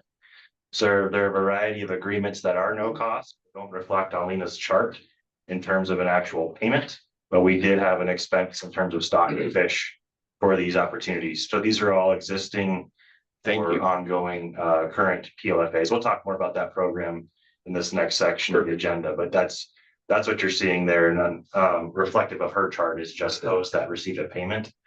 And then I actually mentioned there's a couple additional payments that are not on this chart that need to be just based off of some accounting changes. Got it. Thank you. And to add one more clarification to that, these are only the payments that we use general license for. There were a few payments we use non-budgeted funds for. There's a few payments the FAS program pays for out of capital for leases. There's a few payments that were paid out of the lands. So not reflective of the entire program. It's only reflective of the financial. The 50 piece of the 50K. Of the financial side allocated with general license. Got it. Thank you. Yeah. Go ahead, Cindy. So I assume that these operators, the year that we see, like in 2024, that's just, it just carries, it's a multi-year contract, right? It could be either. So we do have some that are multi-year agreements and some that are just annual agreements. And then we also have some where we ended up paying the full contract amount up front in 1 year. And we also have some we pay every year. We also have some, like the Decker one, for example, that one is actually a partnership with Idaho, where Idaho will pay, to Lena's point, non-budgeted funds. They pay part of that agreement. So it doesn't reflect on our books, but they're paying for part of that agreement as well. So there's a shifting of money between other programs in order to make up the deficit here of $21,000. Cindy, no, not necessarily. What happened with this program is it used to live in the fisheries division, operated out of their base funding. And they had access to other abilities to pay. So some of these agreements were set up originally that way. And so we just continue to maintain the program that was operated that way before it was transferred to Parks and Outdoor Recreation Division. Well, how do you connect a funding line if the funding line is only 50K and you have 71 going out? Well, that's total over the years by the vendor. So that's all years. So Doug Gamma got $9,500 over all 4 of those fiscal years. So the fiscal for year 20, I'm sorry, for 2026, we're only spending $4,000 of the $50,000. Well, we just started fiscal year 2026. Well, okay, 2025, we're spending $7,000 of the $50,000. Is that what you're saying? So that's where I said we found some payments that weren't allocated appropriately, and we're moving those payments. So fiscal year 25's numbers will change. We're spending about $30,000 a year. And so when you get your updated chart, it'll make more sense to you once Jason and I find all the payments. And so it's roughly about 30,000. So yes, we are underutilizing the general license budget for this in the amount of 20,000. So where does the 20,000 go then? Well, so for example, in 24, some of that authority was moved to 02334 to pay for the block management overage. So that's, you know, we take from those places when they're not spent to cover the other overages. And it's cash. So if it's not spent, it stays in our checkbook. The authority. And the authority goes away. Okay, thank you. Yep. Great questions. Yeah, really good questions. So 20,000, you could think about that. If you made room for a long-term agreement needing for that be factored in the context of obligation, you have 20K of opportunity there. Yep. Yep. Out of this, additional opportunity. Yep. Go ahead, Craig. You're muted, Craig. There you go. Yeah, thank you, Mr. Chairman. So just again, a inquisitive thing is a board member, it's tough to see cash that I know goes to other places if it's not spent, but an access program that's underspent. So the question I would have for Jason or Lena is, you know, what does this program need? Like, is it a case where it's just hard to get folks to sign contracts based on the program and the way it's structured? Or is it just sort of not a lot of effort is going to sign these things, or what? Just a question about what's the greatest need here for this program? That's programmatic. I can take that question, Craig. So my understanding as I've come on board is that this program used to live in the fisheries division, and then it came over to Parks and Outdoor Recreation. And we didn't have any staffing available for the program. And so it's been difficult for us to be able to encourage the growth. And Lena's looking at me. So I hate to correct her name. Please keep in mind, like, not her fault. She probably got the wrong history. Because what happened, we transferred the FTE that used to operate this program from fisheries to the Parks and Outdoor Recreation Division. The administrator at the time remodeled that person's position description, and that person was no longer dedicated to this program. Well, and that's what I was saying. We currently don't have any staff that are dedicated. Right. Correct. Yep. Yep. And that's exactly accurate. Yeah. Yeah. Yeah. Regionally, our access managers, who many of you met today, are working on this in addition to PAL, in addition to Block, in addition to 10 other programs. So it's just a balancing act for staff and what we can and can't do in the hours in a week, and willing landowners. To your point about opportunity, Craig, I do think opportunity exists. I think you'll hear that today from our regional access staffs as we talk about this program. But where we're lacking obviously is capacity, the staff and surely funding. Yep. One good thing about these programs, I will say, the ones that are funded with general license dollars, it means that anybody in the agency that's funded with general license dollars can help work on these. And the time that they're spending is eligible for that activity. So we just added 7 FTE and ComEd that are going to be doing hunter education, some other customer service stuff. You know, so as we're talking internally about kind of some of that capacity thing, technology, other internal resources, is the program ever going to grow big enough to be a block management program? So what resources are really necessary? I think that's all stuff Renee is trying to balance out in all our conversations, trying to figure out kind of that programmatic side of it. And I think we have to be careful because our regional access managers and all our staff are busy with hunting access programs. And funded that. And so we have to be careful and think about and be intentional about how much time they're spending on private land fishing access, because we don't want to take away from our hunting access programs. Yep. And so I think Cindy had asked a question about funding and moving things. And I referenced each fund has a statute identified and what the use of that fund can be used for. So your hunting access folks are funded with that 02334, which is for the purpose of hunting access. So technically they're not necessarily allowed to work on Pella or not necessarily allowed to work on Pella. You can tie it to hunting. But fishing, because they're for hunting access, they're technically statutorily not legislatively intended to do fishing access. Yeah, gotta be careful. So gotta be careful with How much time our hunting access folks spend on fish. Greg has his hand up again. Yeah. Greg?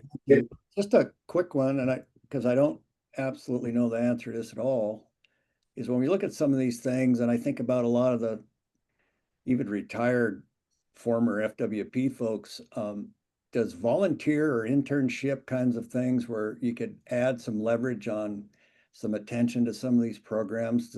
Is that totally an administrative thing? Does that get around maybe the expenses you would have administratively and pay them through a different process, or is that not true, not the way it works?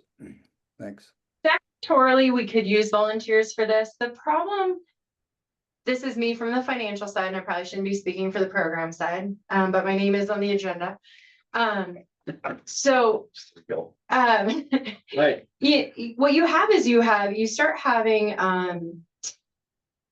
the access managers and technicians having the same conversations with the same landowners and having them have the expertise to understand all the different program elements between all the access programs. And when you have volunteers, you're gonna have to train them to be expert level. And volunteers are great for, hey, we have this project, we need to go do this project. Here's a shovel. They're not great for needing the expertise that our staff have when it comes to all the access programs they oversee. So I don't know that you would gain enough efficiency in that to override the operations cost.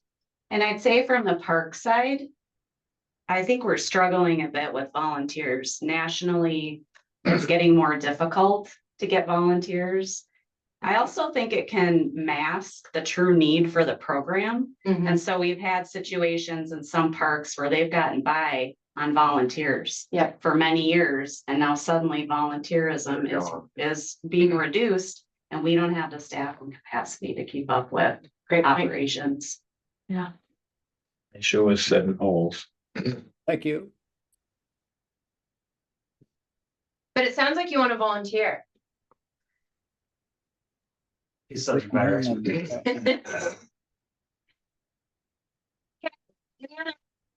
Fishing.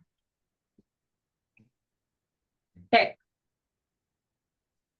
So now we're going to get into some of the discussion about resident, non-resident. I have been very hesitant to enter the road of this conversation because our licensing revenue, our license years, our fiscal years get very, very convoluted. But what I did was I walked through every license type that contributes funding to the hunting access fund or the two other funds, the permanent access easements or the PALA, 02391.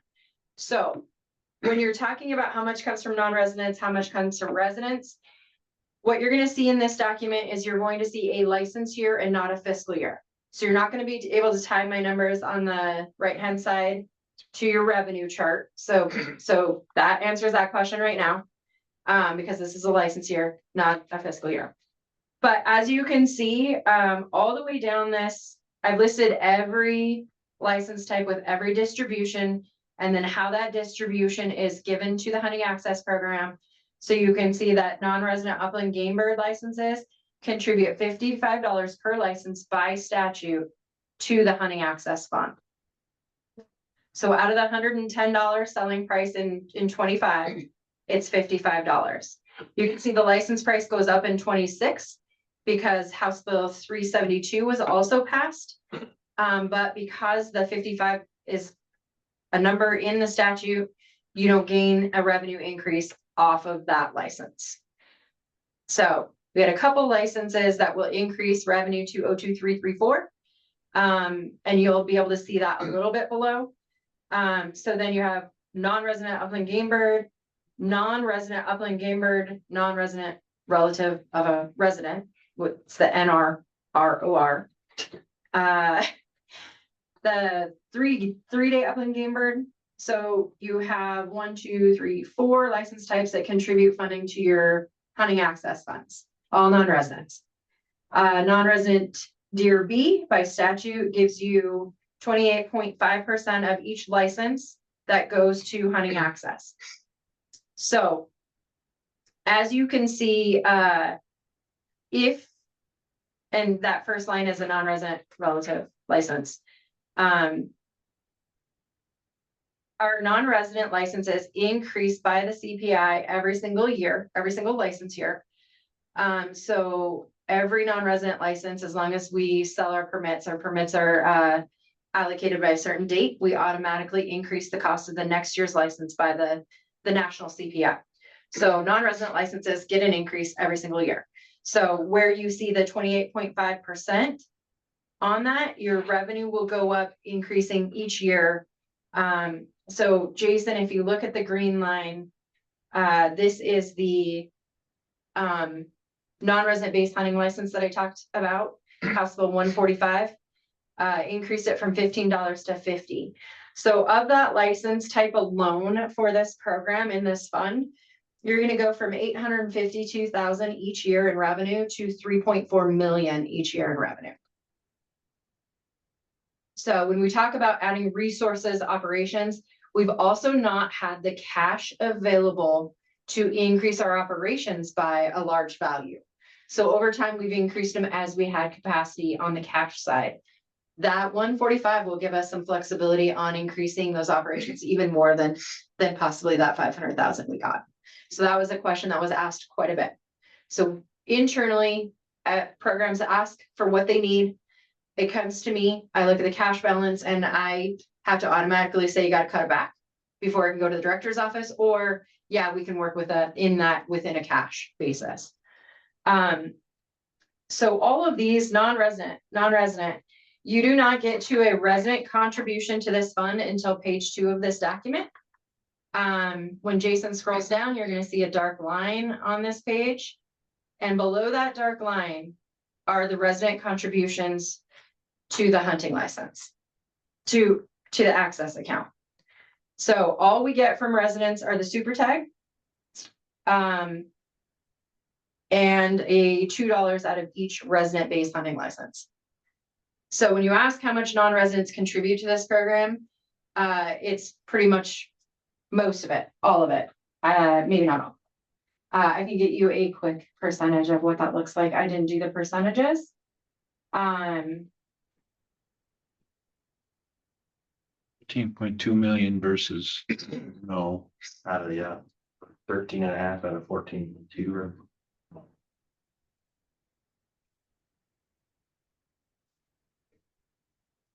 So, I know you all have this. This is a lot of information to digest. One reason Quentin can attest to this. I believe we met with Representative France about 14 times on 372. Because these licenses, I've only given you the sections that apply to the access funds you look at, but these licenses are distributed between multiple funds for each license type. So, it's like this complex map that's so hard to explain, at times. And so this is the best way I could figure, for you all to see it. And hopefully it makes sense.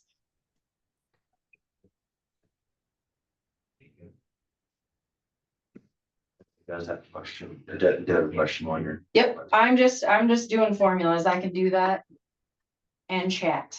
Everett?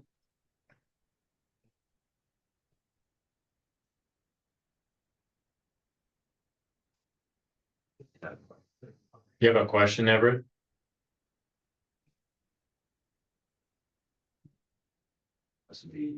Are you muted? He is muted. Unmute thyself, Everett.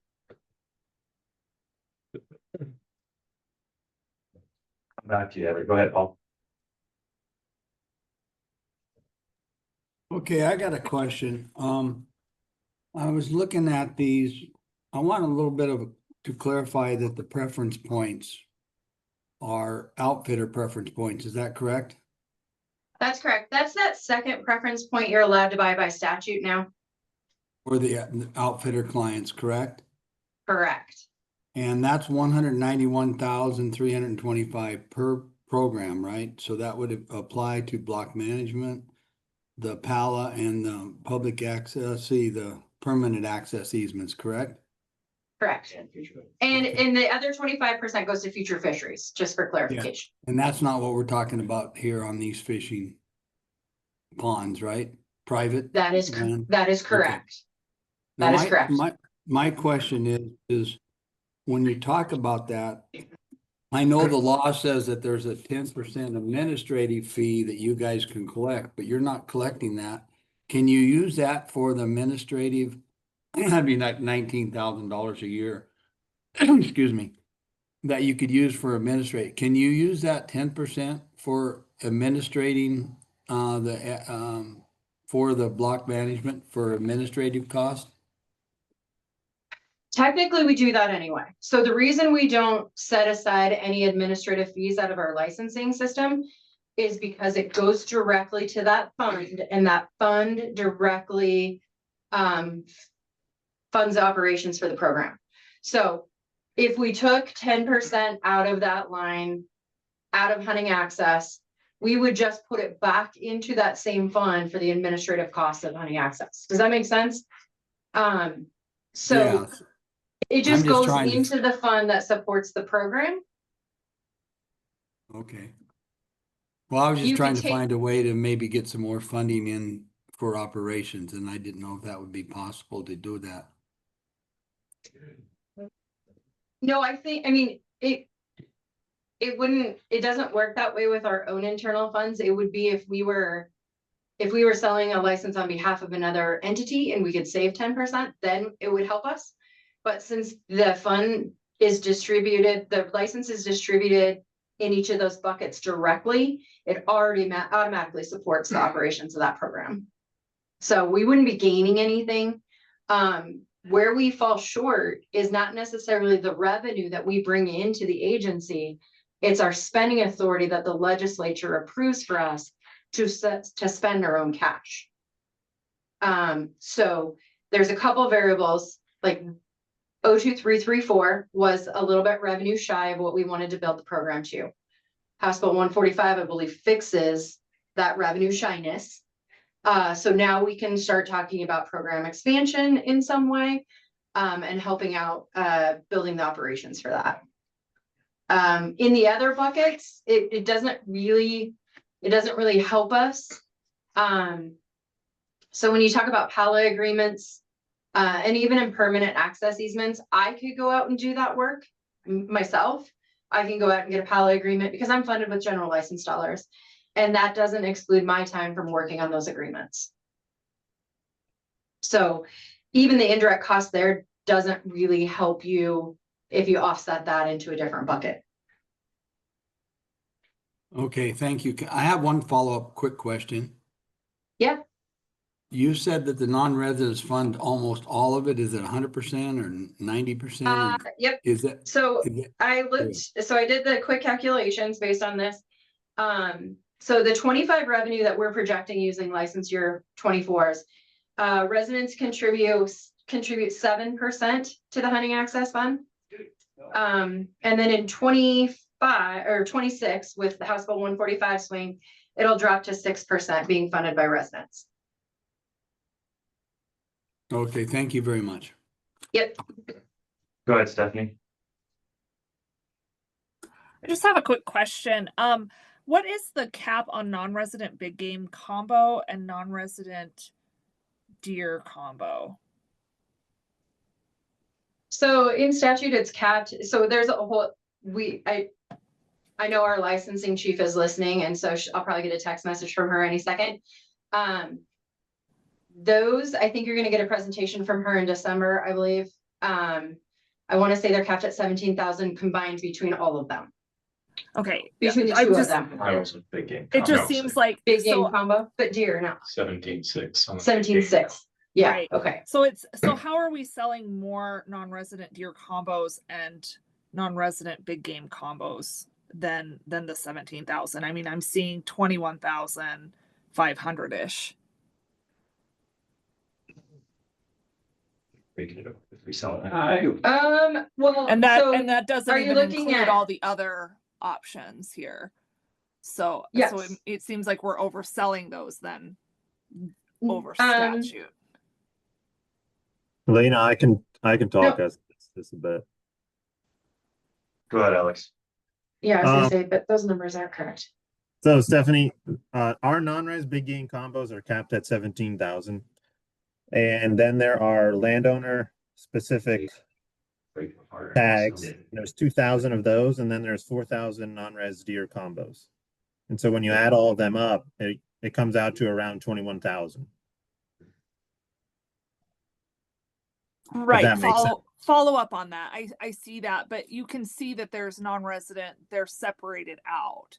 So it says non-resident deer combo 868. You know, these are all broken out, including all the other different opportunities, but just the non-resident big game combos, I'm seeing 11,000, and then I'm seeing 10,000 non-resident deer combos. So that's showing me that, you know, and then there's the landowner 868, then the come home to hunt combo, et cetera. So I mean, even without the landowners, I'm seeing 21,000 plus just on the normal non-resident big game combos and deer combos, which would put us over statute. Well, I think the deer combo has a different level in statute. So I think you have to look at them in separate buckets, and Alex can correct me if I'm wrong. So you have the big game combo, one bucket, deer combo, another bucket, elk combo, another bucket. By Okay. statute. Okay. So That's correct, Lane. So it's confusing the way it's broken out. It seems like we're over statute then. Is there a way that you guys could send that like in a way that makes more sense? Because to me it looks like we're over statute. Working on it. I believe so all of that, and so here's my spiel, right? I look at things from the financial side, and that's a licensing. And so Emily is working on that, I think, for you all. What we can do is we can take this document. So this document was built to show you the revenue coming into the program. I don't know if I can make this document look how you want, but I know Emily can make you a document that makes sense on the license number sold. Yeah, How does that sound? And then if we Yeah, can that combine the makes more two. sense. I mean, it's Okay. financial. I mean, I understand this is a financial document. I'm just curious. So a non-resident big game combo, how many can we sell? How many non-resident deer combos can we sell? And how many non-resident elk combos can we sell legally? Yep, and she has a great presentation for that I think you all are going to get. And I think she's building you a nice sheet that will show that. And if I can incorporate that information back here, I will sure try so that you have it in one place. Stephanie, you hit the nail on the head why I avoid these conversations.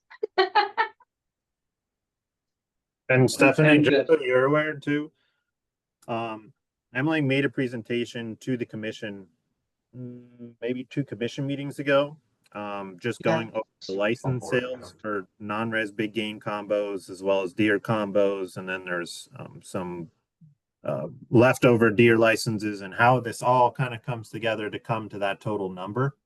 I'll try and get a hold of that presentation, or at least a copy of that sheet for you guys, and I'll try and forward it along to you guys. And then of course, if you guys have any questions, you could reach out Thanks, to me. Alex. I appreciate it. I feel like that's probably the number one question I get asked. I mean, even though I'm on an access committee, I feel like I get asked all the time, well, are we overselling combos? And then when I look at this, it looks like we're overselling combos. So I just want clarification. So when I get asked, We this, are I'm we saying are the blessed right to thing. have our access or licensing bureau chief on now. Emily Cooper did jump on the call, so go ahead, Emily. You're free to talk.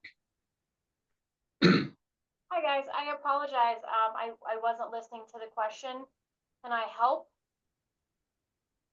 So Emily, they're going back to, so I gave them the spreadsheet I built for the revenue sources by license type that goes into the access funds. And Stephanie's question, when she looks at my document that you can see on the screen, I just list by license type, the number sold in 24. And so she was asking the oversubscription question. I told her, like, you gotta look at the big game combo as a bucket, deer combo as a bucket.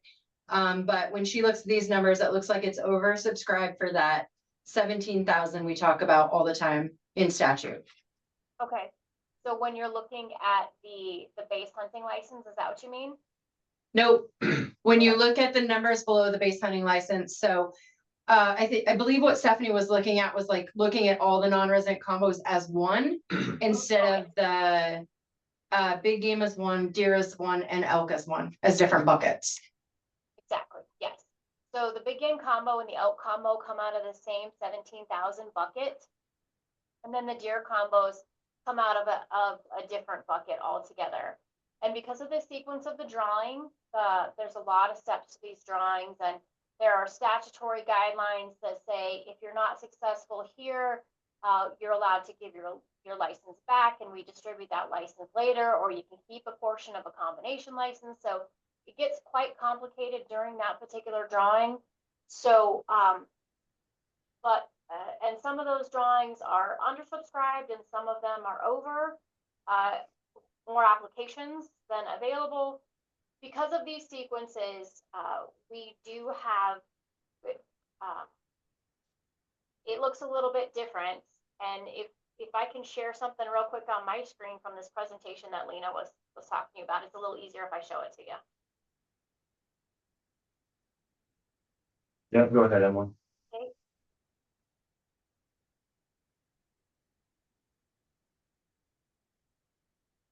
Can you see this? This is Can you make it a little bigger? Is that possible? Yep.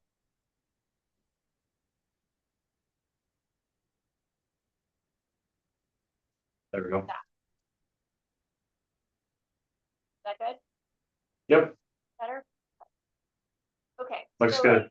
These are some real numbers from the 2024 non-resident combination license drawing. So there are only 17,000 big game and elk combination licenses available. Generally, we have about 35,000 applicants for these. So when you apply for these particular licenses, you can choose to get the general big game combo, which is a deer and an elk, or you can choose to get an elk combo. So as the drawing sequence rolls through and does its thing, and it all settles out, these were the actual numbers. 12,224 applicants were successfully drew a general big game combination license. And 4,776 of those folks got a general elk combination license. So that means that we are allowed to separate that exact amount, 4,776, into and repackage those deer licenses into a deer combination license and resell those later in the drawing. Along with the landowner sponsored deer combination licenses, we have 2,000 of those available and 880 folks got one. So we had 1,120 left over. So we added those into the deer combos as well, because they didn't get allocated during the drawing. So for the general deer combination license, we had that 4,600 base quota set in statute, plus the unclaimed landowner sponsor 1,120, plus the 4,776 orphan deer from that big game combo to begin with, right? Those are the folks that only got the elk combo, orphaned a deer license, so we repackaged it and sold it. And now we actually handed out 10,496 general deer combination.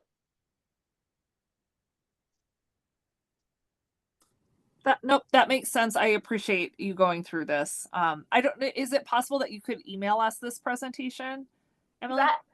Thank you. I really appreciate it. Sorry to derail the train from the financial end. I just was curious. It looks, when you look at this, it just looks strange. But this makes way more sense. So thank you.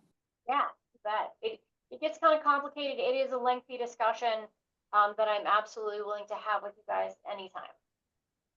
Go ahead, Cindy. Yep.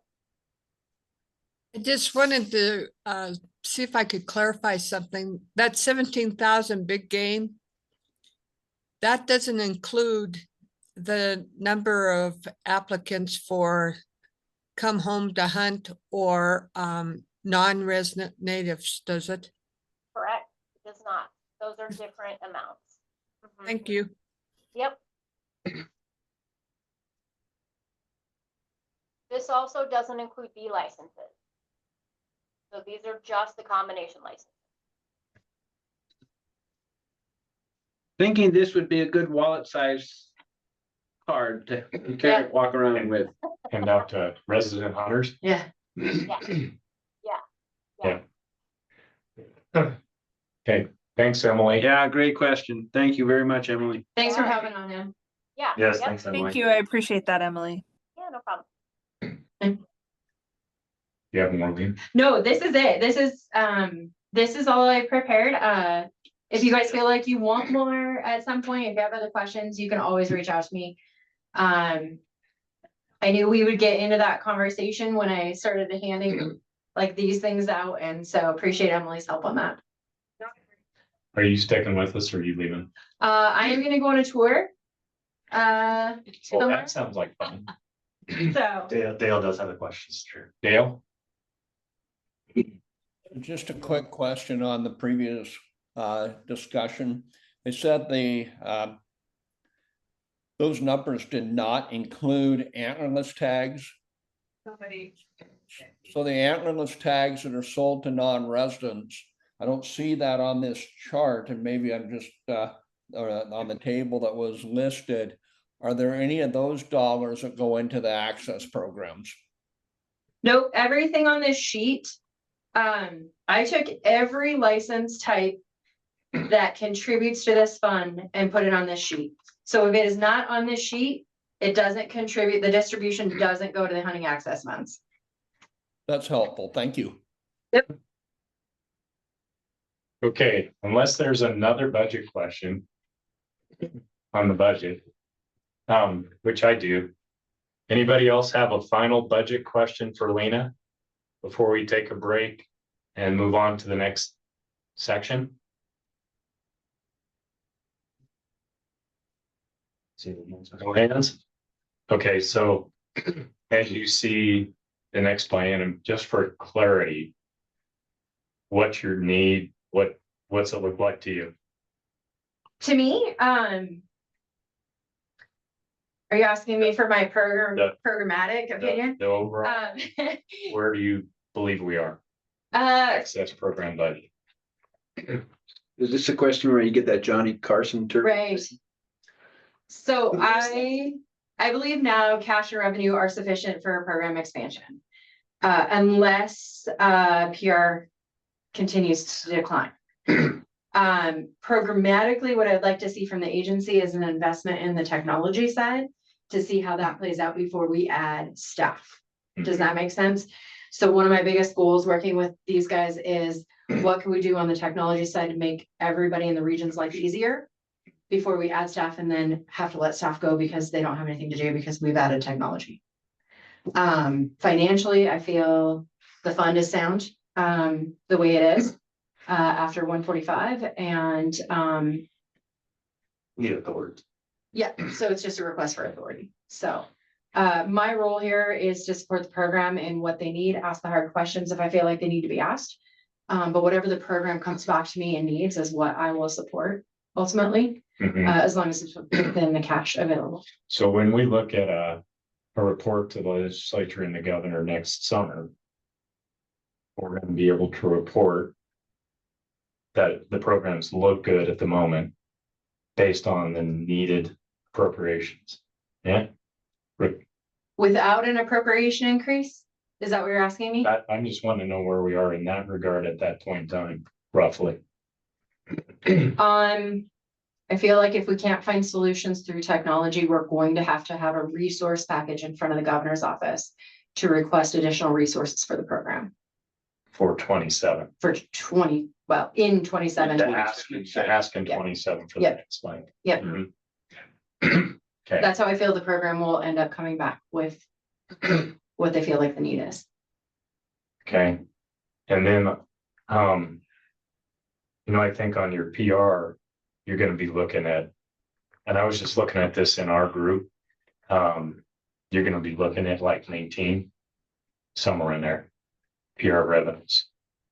So that would be from whatever year you received in 21. I don't know what the delay is. I think you said it's 18 months. Yeah, so we are looking at excise tax revenue from, 2019, is that, I'm sorry. Yeah. I know, like it doesn't never back to 2019. And I can get that for a national number where it is currently. If you don't have access to that. Just on ammo, on ammo guns. That's interesting. Everything we've seen on the federal side with their revenue stuff is, going to be about 22 at the lowest. And 19 was like 17 million or something. Yeah, I'll have to look back through, Yeah. we can talk about it. For traditional PR or for the whole bucket? Arms and ammunition, Okay, yeah, that might, the Yeah. big part of the bucket. Yeah. that could be, Difference. Yeah. that could be the difference. I mean, you can get numbers now. Cause they know where they are. Their fiscal year is now done. Yeah. They're begging. Yep. So, okay.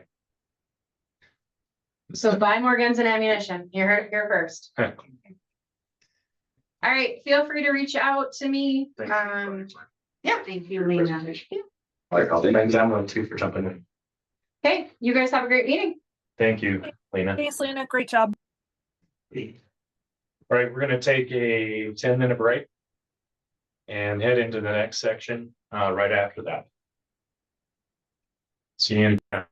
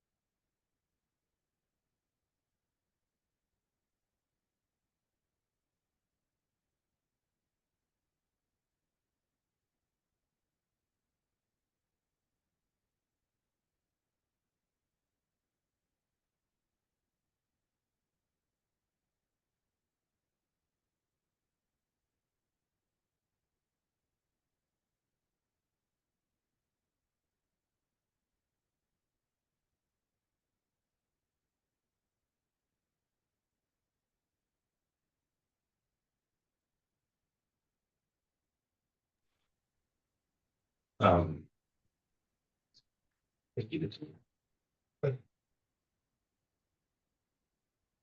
Folks hear us out in the hinterlands. ready to be back. Does it work? Did it work? I hope. Yep, we can hear you. Thanks, Amber.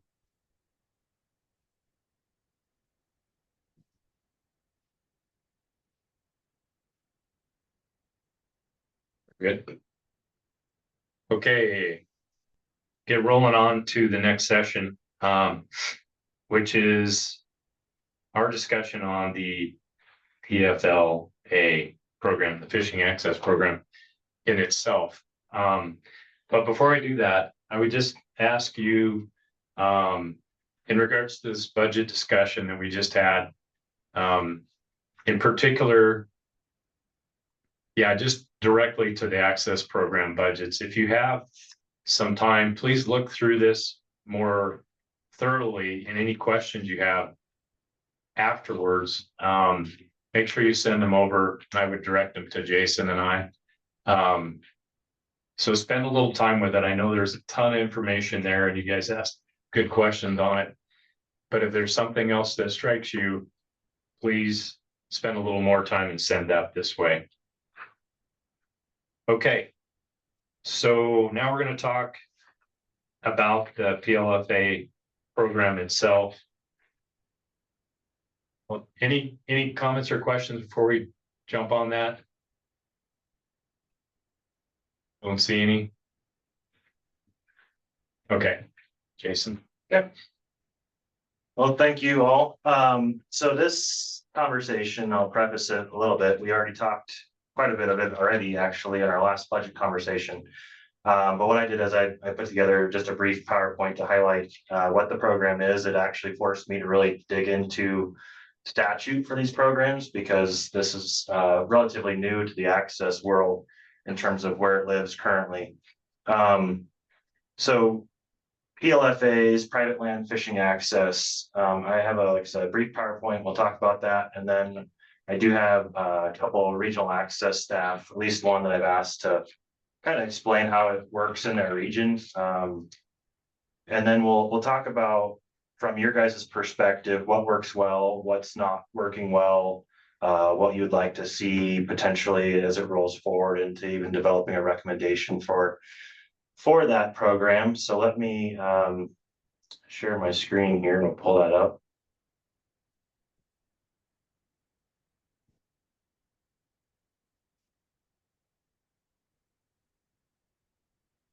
So similar to what we did with the hunting access programs, I tried to mirror the PLFA, and it lives in this statute that's actually modeled after the original block management statutes. Why I bring this to you, and it does seem awfully odd probably for the new members of, hey, we're hunters, we're outfitters, we're landowners, but in the PLPW statutes, there is a charge that you guys similarly have to look at this PLFA program or fishing access program, and then make recommendations to the department. So that's why we're talking about it.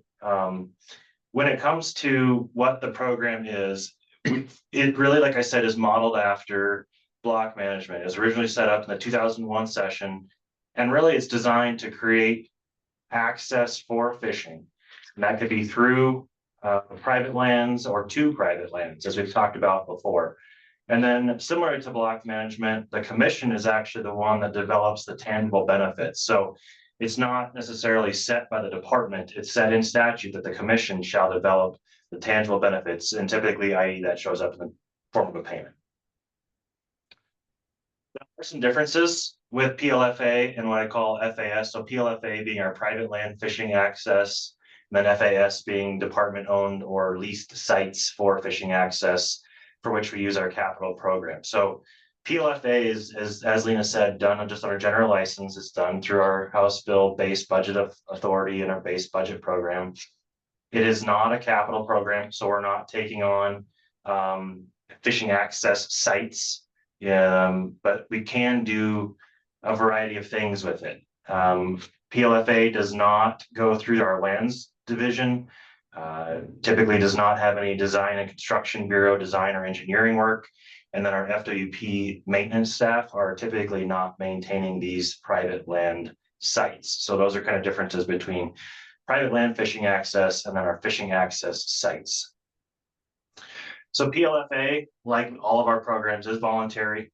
It is designed for fishing access, and the landowner's tangible benefits typically come, like I said, through the commission process, but this could include, so PLFAs could include leases, easements, rights of way, to rivers, lakes, streams, or ponds, or to ponds or lakes on a landowner's property.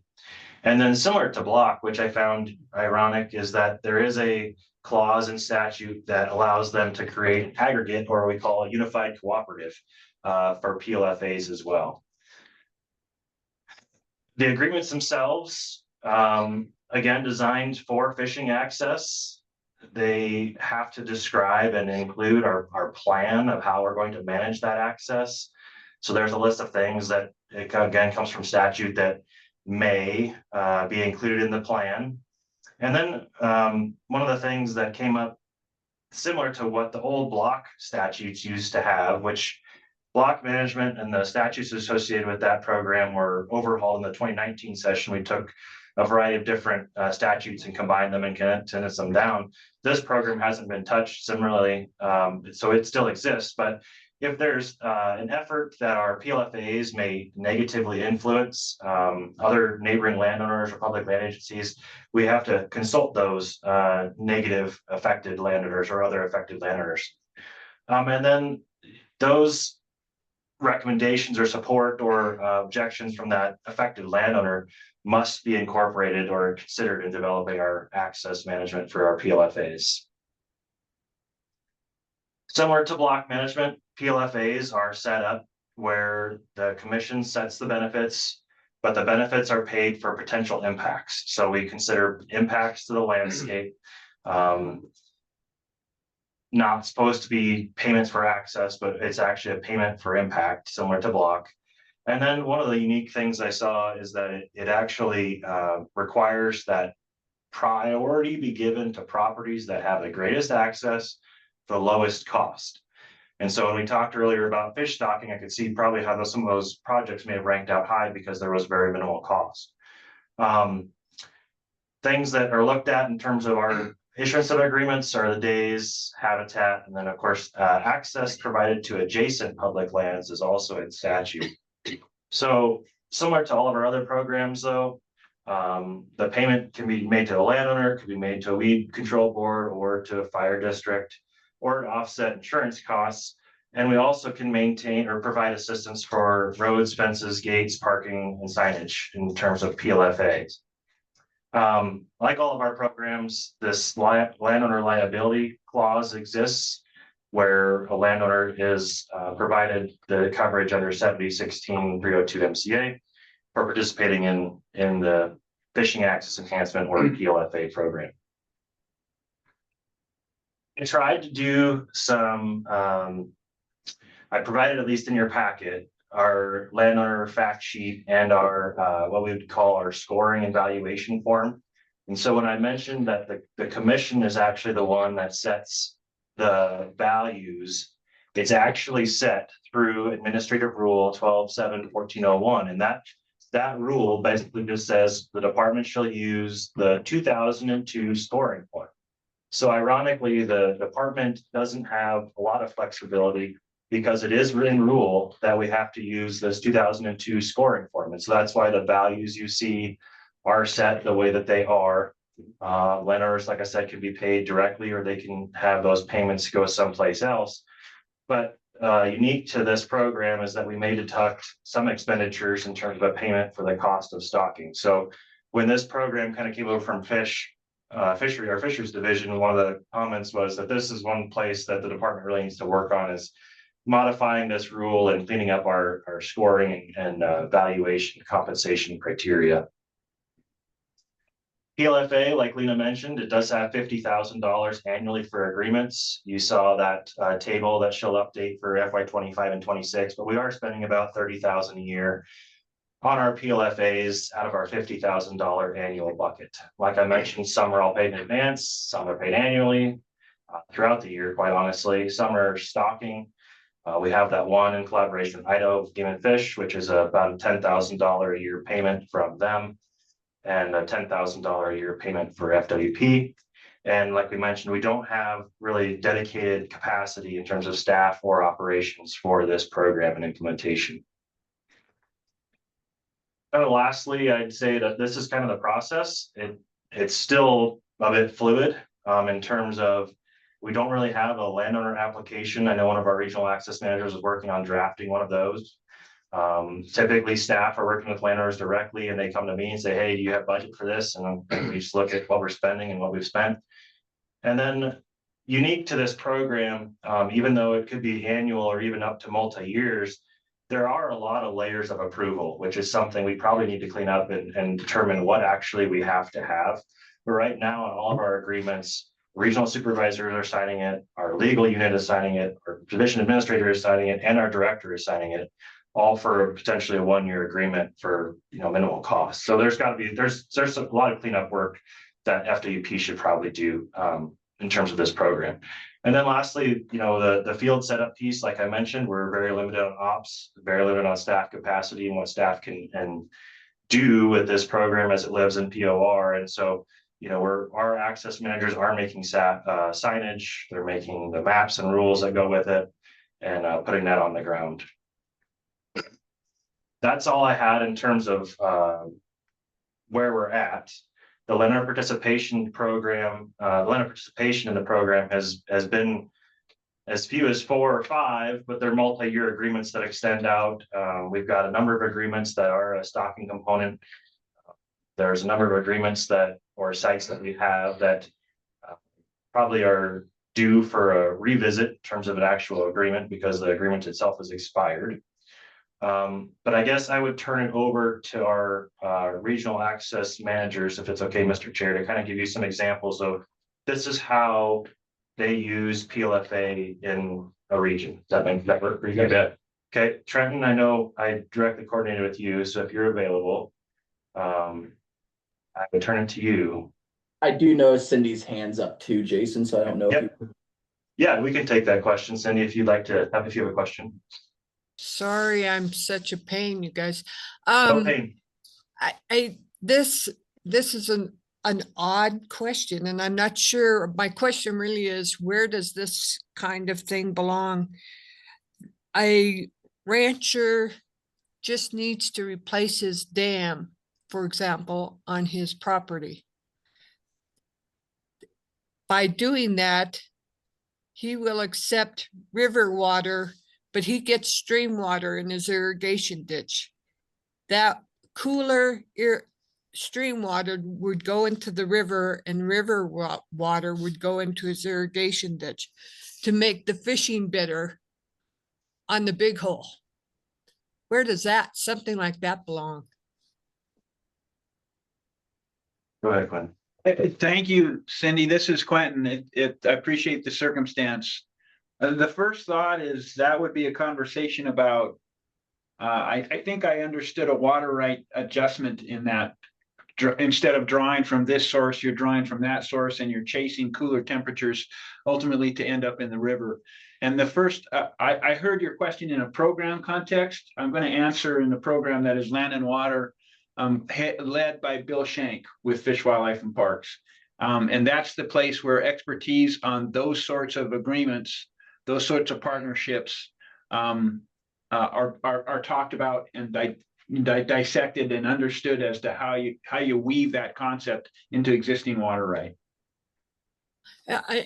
Quentin, what was the name of the Bill Shank, and I can get Bill Shank's number to Jason as a contact person here, and we can have Bill give you a call. And whether it be I think I suspect maybe that's a real circumstance. We've heard those sorts of details before, and could have Bill Shank reach out to you, Cindy, if that would be okay with you. That would be great. Thank you. I'm sorry to disrupt, but I didn't know where it belonged. Thank you. It's all good. And then go ahead, Bill. So first is a comment, and then I have a couple of questions for you that I think will really help with this discussion. First, on the public land fishing access agreement list that you provided, it would be helpful for me, and I'm guessing for others, if we knew what kind of fishing site was being accessed. Is it a pond, lake, is it a river, stream, whatever? That's just a general comment. But here's a couple of more specific questions that they came off the Montana code annotated that you provided, Jason. And in the first paragraph, it talks about fishing access, and it says where legal access does not presently exist. And my question that I guess I'd like to have answered is, so we have some rivers, the Madison, the Gallatin, some of the other rivers that are accessible within the high water mark. So if you look at that, essentially the entire Madison, virtually the entire Gallatin, and there's many other rivers that would fall under that. They would have legal access. Does the fishing access land agreements apply to those? Because I can think of so many instances where a person needs or could walk above the high water mark and have access to a really nice stretch of river to fish. That's one. And then in number two, on that Montana code annotated, it had an example of another opportunity. And I'm just wondering if any of those actually exist. And that may be a lot, and I can clarify if you need it with that. Thank you. Maybe Quentin or Alex could answer the stream access law question for you. Alex, I'll take a first stab and then you can correct me. Sure. I think I can read in that statute legal access on or across, or who allow public fishing access on or across their lands where legal access does not presently exist. So that takes me to a footpath that gets to the river, and recognizing that from the water below the high water mark, that would be everywhere. Well, it wouldn't be everywhere, but it would also be in a lot of places you put this in place. I also read it broadly where a river, maybe there's a stream that folks might assume there's an abundant access level already across public or private lands in addition to stream access. I don't think that existing access would preclude, if there's something about an additional spot that's attractive from the public access context. Maybe it just makes it orders of magnitude easier to get to a particular spot on the river or stream. As I read the statute, I don't see it precluding the department from pursuing those as an additional piece of access above stream access and above other land access to the stream in the area. Alex, tell me where I strayed there. I would agree with that wholeheartedly. Does that help, Dale? It does help, but just the way I read that, it's like, whoa, if you take that literally with what's written, it's like, it would seem to me then none of the streams or rivers that are navigable streams would be eligible. And so that's helpful to me. Thank you. Thank you. I quite honestly had the same question yesterday as I was reading through that statute. And then, so just in terms of kind of what you're looking at on that list, I'd have to look at the regions as far as experts. I know many of them, like I said, are to private ponds. There is some river access on Missouri. You guys are much more familiar with these local areas than I am. I tried to do some research even yesterday on where some of these sites are located, but yeah, to your point of what to be accessed is a good one.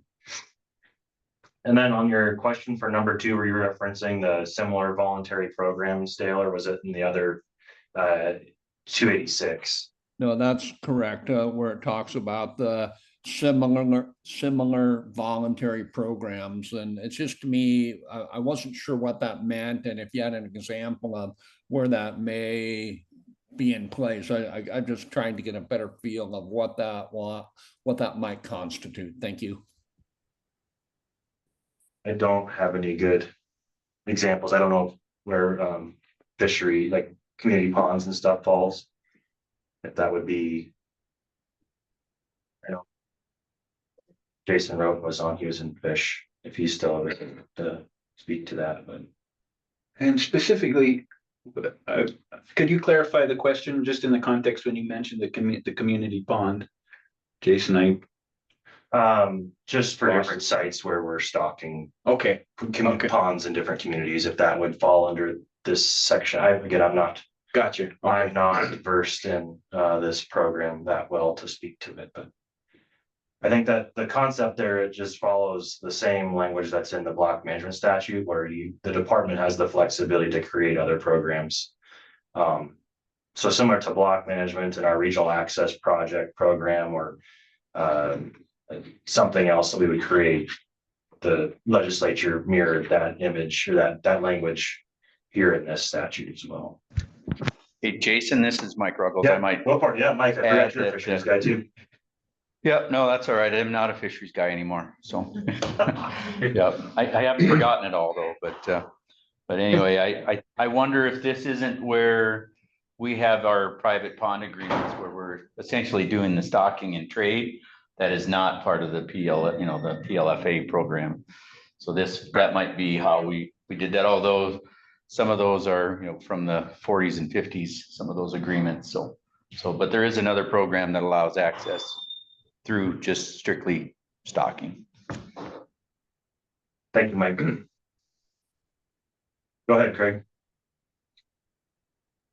Yeah, thank you. And this is, again, I may have missed it, reading it somewhere. This is solely for fishing. So if I show up at a fishing access site through this agreement and I go down during waterfowl season and start hunting waterfowl, is that, if I'm below the high water mark, can I do that?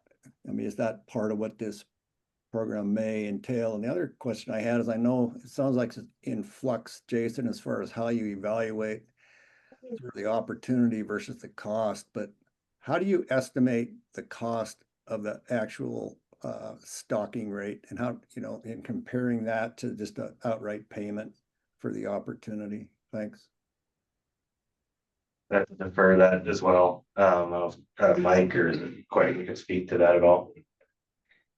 Mike, I'll take a stab on the second question first. I'm assuming that the assessment for the private pond is an assessment of the pond's capacity, and that the stocking looks to match that capacity.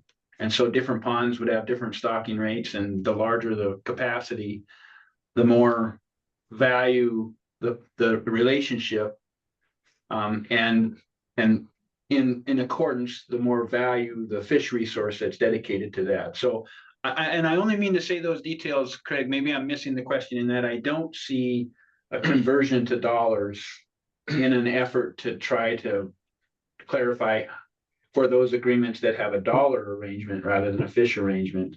I haven't seen a connection that way. Now, Mike Ruggles, maybe you'll tell me that there is a connection, but that's not how I've understood us to value those two circumstances. And Jason Roden also raised his hand too. Go ahead, Mike. Yep, and if Jason wants to fill in too, because he was in 7 for a while too, but really the biologists are the ones that are running these. So they do look at what species could be there, what opportunities are there. For a lot of these, it's the only place that local communities have to be able to go out and do some fishing. It's expensive or impossible to get some of the fish outside of working with us, just because of transport issues and things like that. So really talking a lot more about warm water species, and when it's cold water, they come from our facilities. But yeah, the cost benefit ratio isn't really part of that discussion. It really is the carrying capacity of the pond, what species fit, and then how much use that we think that we'll get out of that. So, and then there's a lot of variables in how, when they're open, not open, that kind of thing. So, but this is, if you were to look at region 6 and 7, 5, where we have our pond lists, and you can go through the stocking records, and pretty easy to find some of those private ones. And when it's warm water fish, usually it's establishing a population after a drought or to get things started if it's a good pond. And so does that help? You bet. Thank you. The other thing I might add, this is Jason Roden. The other thing I might add is in Region 4, we have some of those waters, those ponds that were listed in the PLFA program. We are transitioning those to the private pond access agreements. So those where they're compensated with fish being stocked. I think some of those agreements, you look back and they're initially from 2020, 21. Those will be transitioned to the private pond access agreement program. And we don't intend to have those in the PLFA program going forward. Thanks, Jason. That's helpful. And Mike.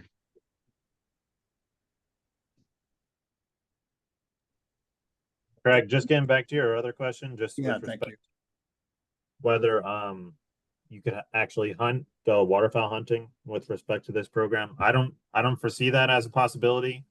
Given that this is an access program, if the private landowner has any rules associated with that, they could be enforced through our wardens as well. But just via the statute itself, I wouldn't anticipate waterfowl hunting being an option.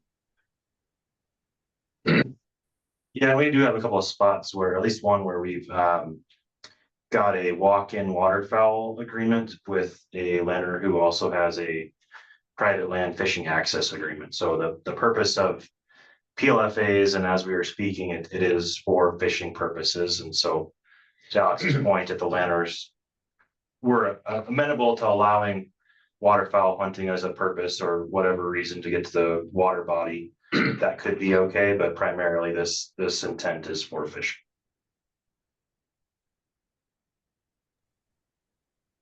Thanks for the answers. Appreciate it.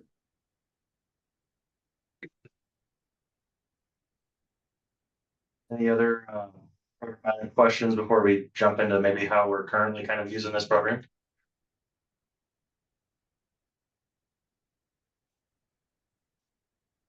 Okay. I'll stop sharing my screen and turn it over to Mr. Trent. Perfect. Thanks, Jason. Before I begin, some of our regional projects that we have here in Region 2, I did want to introduce Kendra McCloskey, who's sitting, I don't know why the owl isn't, maybe, is also sitting here. Hey guys, good to see you. If you don't know Kendra was the access manager before she became our regional supervisor. So I did invite her to jump in here to be able to talk about any of our Region 2 access or private land fishing access programs. So here in Region 2, I kind of think about the PLFA program in 3 different categories right now. We have projects that are actually under agreement right now with FWP. We have some historic PLFAs that are still providing fishing access, but maybe not under an actual formal agreement. And then we have untapped potential with some of our existing cooperators through the hunting access program. So I'll share my screen and kind of go through those 3 different categories that I'm talking about. Let's see.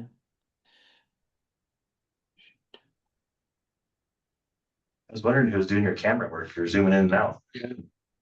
Yeah, it's the owl. It can be kind of funky sometimes. So let's see. Okay, perfect. Can you see my screen now? Yes, it's the Angler's Roost. Perfect. Okay. So right now we currently have 2 legitimate under agreement private land fishing agreements. One is Angler's Roost, and going back to kind of that statutory language or that ARM rule, I noticed in there that said specifically so enhancing bridge access. So Angler's Roost is right alongside the highway. There is a bridge right there that you can kind of see to the west. However, Angler's Roost property right there actually provides a boat ramp for anglers to be able to launch their boat. This project has been in the works for, I believe, over 10 years.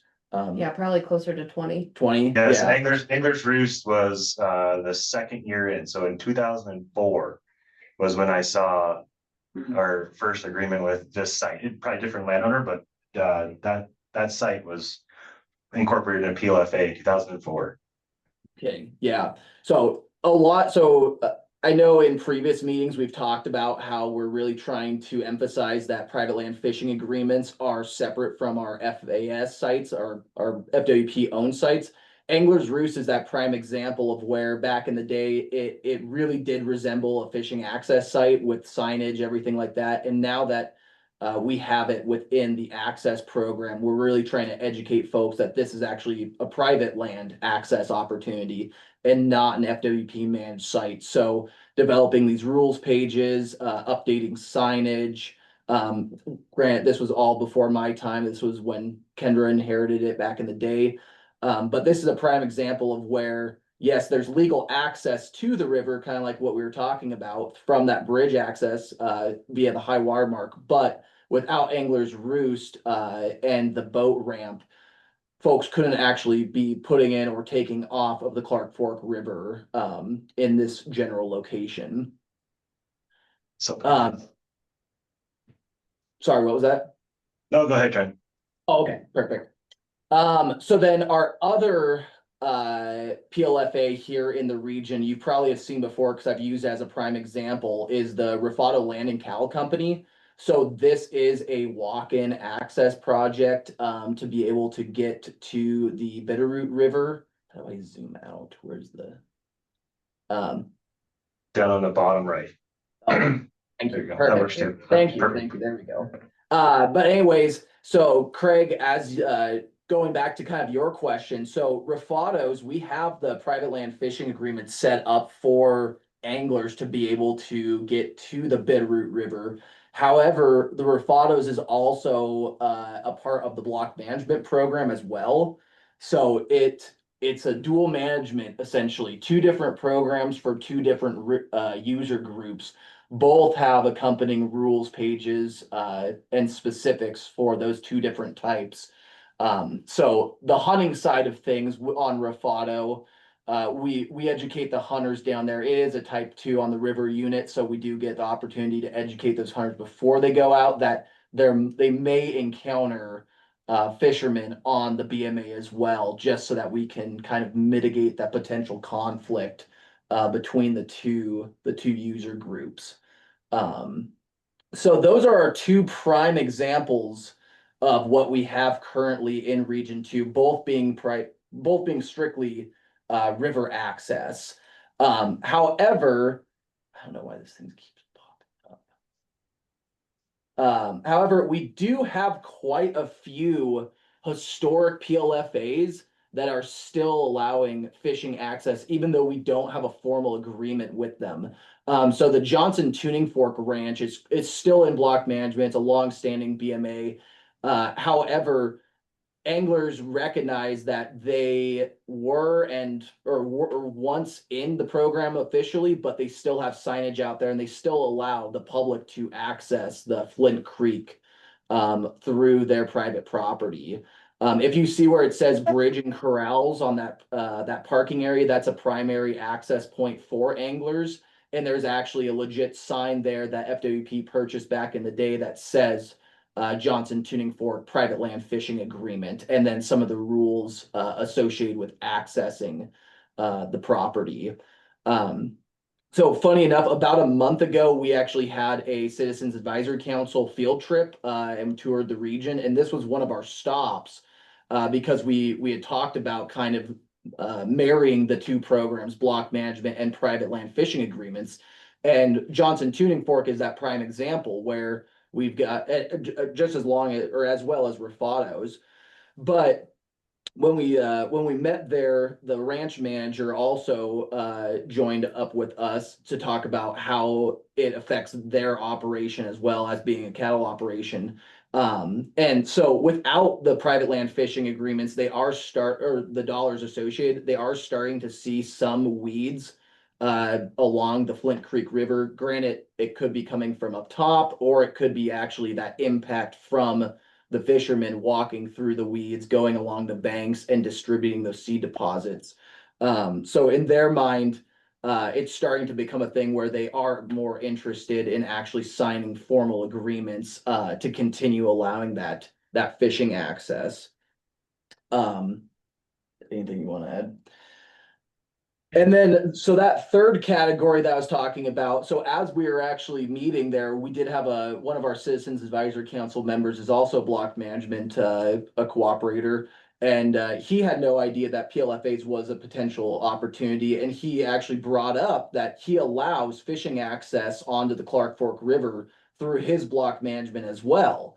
So I see that these opportunities as kind of our low hanging fruit in a way of expanding the private land fishing access program with existing cooperators that might not know it's an option. They might see it as soon as we have the ability to advertise, the capacity to advertise this. We can absolutely expand access that is already potentially currently there, just through word of mouth that anglers know that instances like this, the Logie block management area allows fishing access, even though they're not in a formal fishing access program or our PLFA program. So that's the examples I wanted to give for what we have currently here in Region 2 and where I see this program potential for expansion within at least our region. Any questions?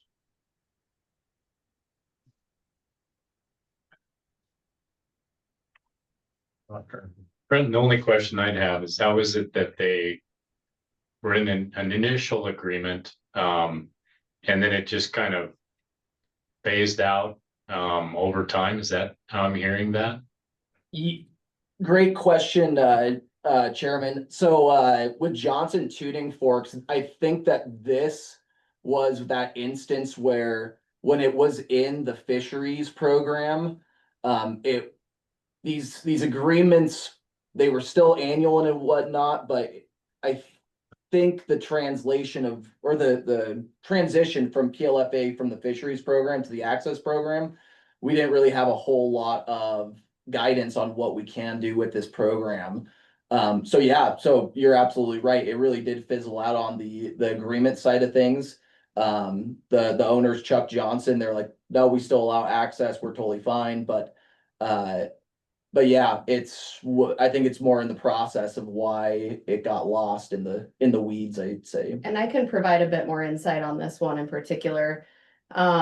Because that overall statewide budget is so small for PLFA, and we have these amazing relationships with landowners, sometimes they know what we're up against and they're willing to allow public access in a way that's completely free to the public. They don't get compensated, and sometimes it costs the operator money to spray their own weeds, but they believe that it's important to share their property with the public. So I think Johnson Tuning Fork falls directly in this camp when it comes to their private land fishing access site. And when it was in the fisheries program, it actually wasn't because of the transition. When it was in the fisheries program, there was just some, how do I put this? Some institutional process of, because we have such a limited statewide budget, if an agreement expires and the landowner's okay to continue allowing that for free, then we'll continue to do that just to try to maximize the program. So that's just kind of historically how it was operating under the fisheries program in this region. Thank you. One thing I do want to add too that I meant to bring up when giving this example, Johnson Tuning Fork, and this is just being completely transparent. We have a list of about a dozen of these projects that are out there that are still allowing public access, just not formally under an agreement. So kind of going back to what Kendra just said, I think process-wise, it was viewed as, well, they're still allowing access. We need to maximize that budget, so we're not going to chase down the dollars to give out, or yeah. Makes sense. So again, a question on this particular one, I don't imagine they max out their block payment. Can you offer them weed control, or are they already utilizing that to address this question that they presented to you, Trenton, with your CAC? So they kind of brought up how block management, we already have that 5% of the total payment for weeds. They brought that up as being like, yeah, we appreciate that, but they go way over that 5% of what they actually, use to spray. So they are utilizing it, but if they weren't in block management, I think that they would be looking for a PLFA payment to be able to offset that cost of weed spraying.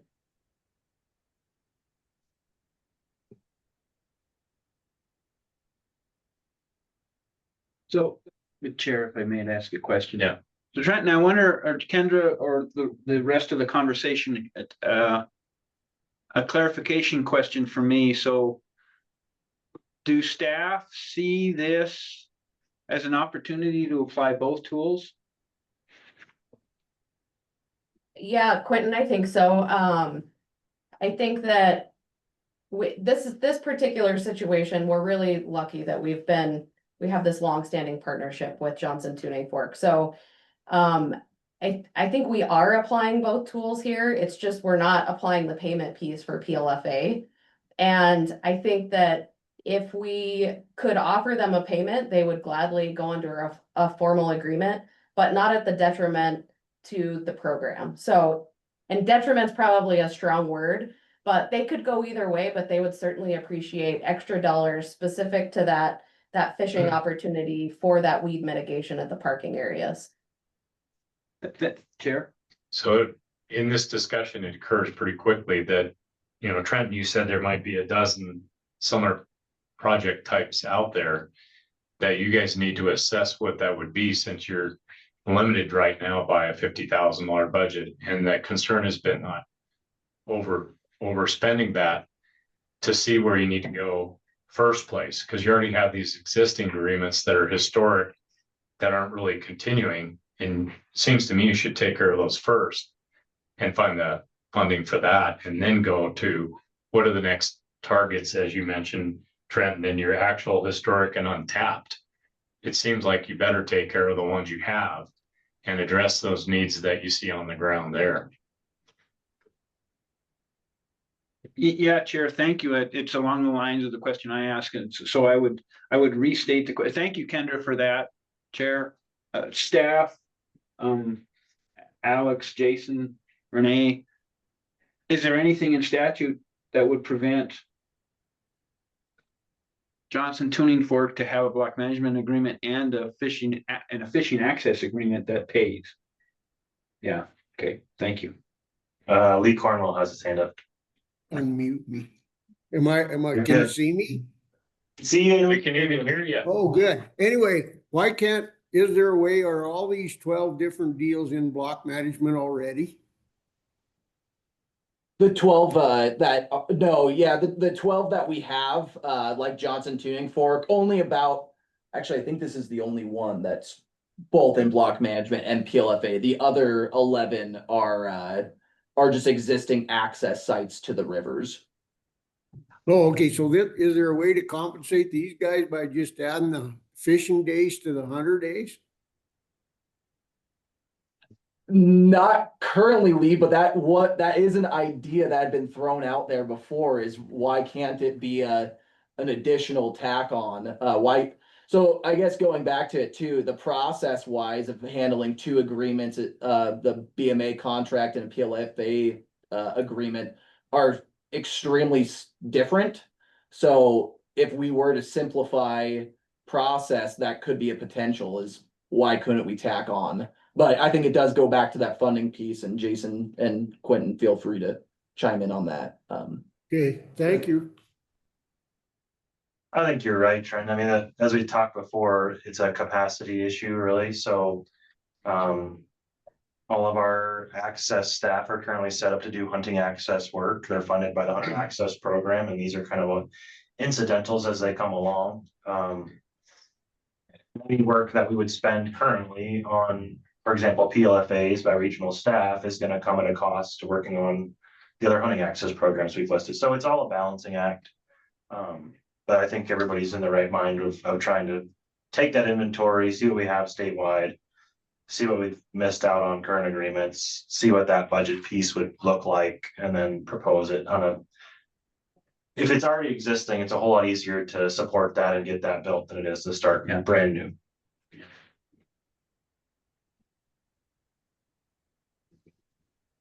I think, I don't want to speak necessarily for all the regions, but I think, in large part, what you see here with Region 2 in terms of some previous agreements and places that still allow access, but maybe are not under formal agreement, is a common occurrence. It happens around the state.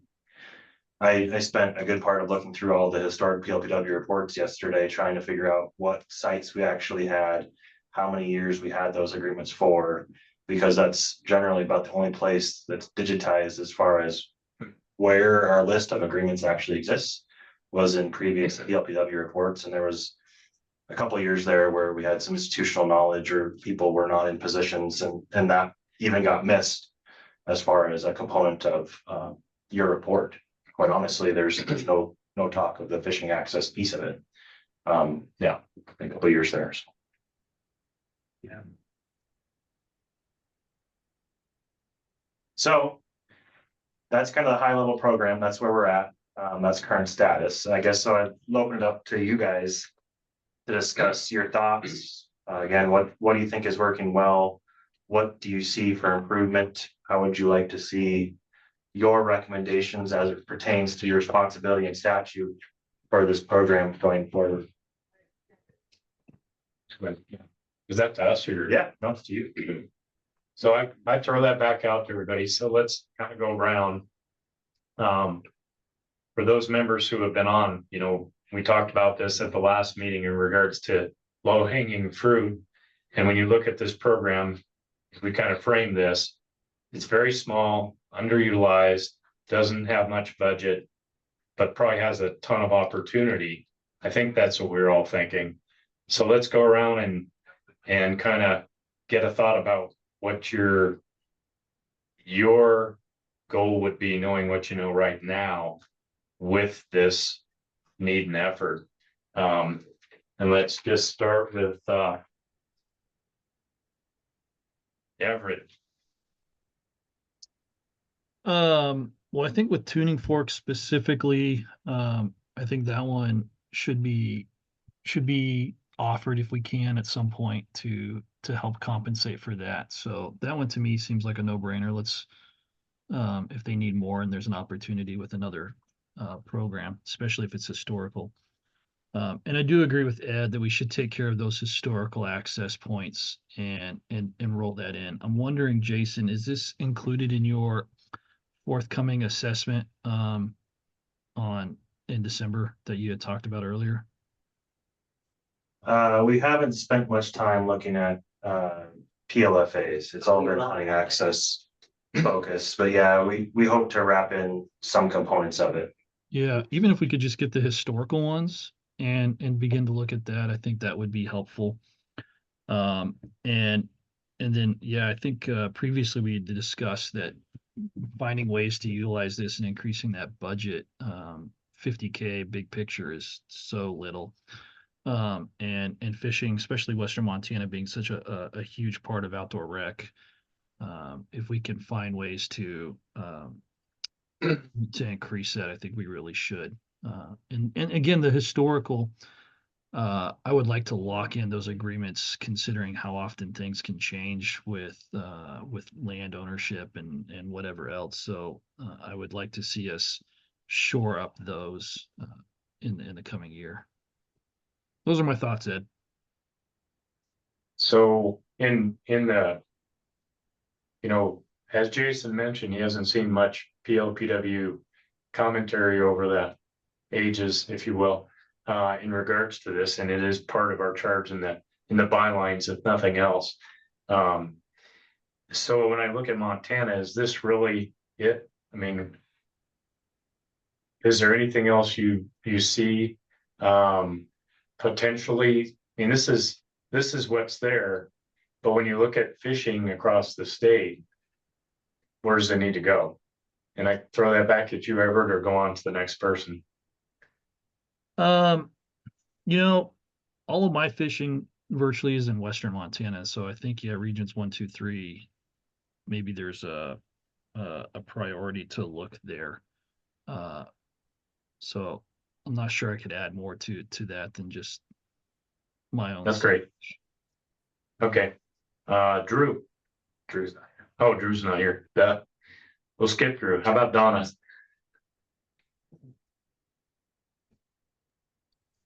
I'm working on it. There I am. You know, Everett's comments almost exactly echo mine. I think we do need to take care of those who have offered access in the past, and that would be a first priority. Additional funding obviously would be needed, and trying to come up with ways for that. Maybe something we could work with the department on. But taking care of those who have taken care of our public fishermen would be our first priority for me. So Donna, down in your neck of the woods, in the rivers and lakes there, what do you see as opportunity in the Ruby Valley, the Madison, all that for this program? You know, there are some large, especially on the Madison, some large areas that are not accessible if you're not getting in at a bridge. And there's only so much land people can cover during a given day, especially those that are getting elderly. I think access between public accesses would be a good start, just to try to open up some areas for the anglers. Okay, thank you. How about Dave, way over there in Hysham?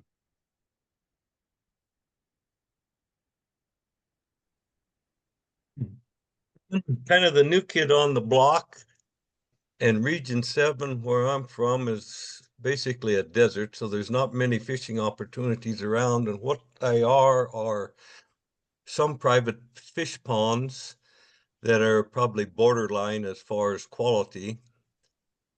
But what I noticed, and I think it was a department asked for in a legislative passage of the raising of the private fish pond license, and that was about the last straw that broke the camel's back as far as getting more fish ponds.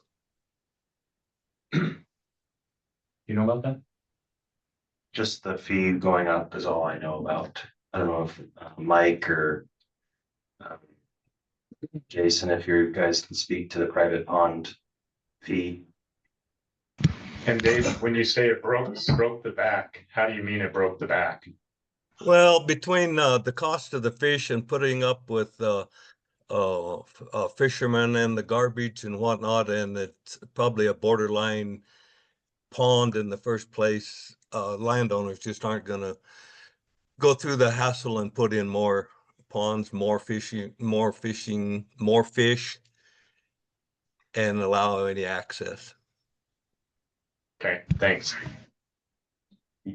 Would I interrupt? Chair, Jason, do you want me to address and where we're at on that? So, and Jason can jump in too. So the private pond program was reviewed by the legislature this last round, and the fees went up for a new pond, I believe, to $600. It's $250 for 10 years for renewal. And those were $10 prior to that and had been for a very long time. So those are strictly for private ponds. Some of those folks allow the public to come in, but they don't have to purchase a fishing license. It's their fish. It's their place. They need to have that pond permit to identify which fish species would be allowed in that area, so that we don't create any widespread harm or introduce species that wouldn't be good for that area. The cost of fish definitely has gone up, and it is difficult to get some of those. We have worked with, in my career, worked with some of the folks that have those private ponds, which then turn into our agreements that, yep, we can help with some signage and help with getting some fish in there so they don't have to purchase the fish in exchange for the public access. But in of itself, that program doesn't require any access or licensing. Okay, Thanks, Mike. thank you. All right, how about, Rich over in the Kalispell area? Your thoughts? Yes, can you hear me? Yes. Yeah, so, where we're at up here is primarily public land. Access is not much of an issue with large landowners. So, I don't have a whole lot to add here. I would say that, in much of the state, access can be a little more difficult than it is here. We have access to the rivers and streams and lakes. Most of it's public land, national forest. But yeah, I'm in full support of taking care of our landowners and those that are allowing access. So, all right. Thank you, Rich. Where I'm at. All right. Dale. So within the last couple of weeks, there was a report released. I don't know if Fish, Wildlife and Parks was part of this or one of the universities, but it showed that the fishing industry in Montana, and these numbers are coming off the top of my head, but I wanted to say the report showed it was a $1.1 billion annual industry. And in reading that report, what really surprised me was how much of that was cold water fisheries, mainly trout fishing. And then, I always thought Fort Peck was such a driver, but it's pretty minimal when you look at the entire state. Knowing that or having that information, I'd really like to see two things or a couple of things. Number one, the amount of money that's in the program and the amount coupled with the money that is paid to an individual cooperator needs to go up significantly. And then the other thing I would like to see is don't forget the ponds, because in our part of the world, they're really important, even though I think we only have one agreement in Region 7, but there are a lot of people that utilize fish ponds for fishing. But at the same time, it just seems to me like there is such an untapped resource for getting access to the major rivers and streams in the state. And that is where I'd like to see some real emphasis be placed. Thank you. Thank you, Dale. Cindy? Well, I agree with all that's been said, especially Donna and Everett. As far as in Region 3, around here anyway, the Sportsman's Group has been very engaged with FWP to create boat launches and things like that. So they work it all the time. And I am for paying the landowners more money, and the historical guys especially, give them money in order to keep them open. But they continue to work with the people around here in order to get more fishing access. Okay, thanks, Cindy. Stephanie? I really agree with Everett and everyone else we're all kind of saying the same thing. I think the landowners need to be rewarded more for this program. I think the fishing industry is huge here, especially, the cold water, the trout streams. I think that's really the bread and butter in that Region 1, 2, and 3. I think it's more populated. It's the areas that get hit more. I would encourage us to kind of focus on those areas. Not that there isn't potential in other areas to look at as well, but I know, even, we've got rivers and whatnot around us here, but we always travel west.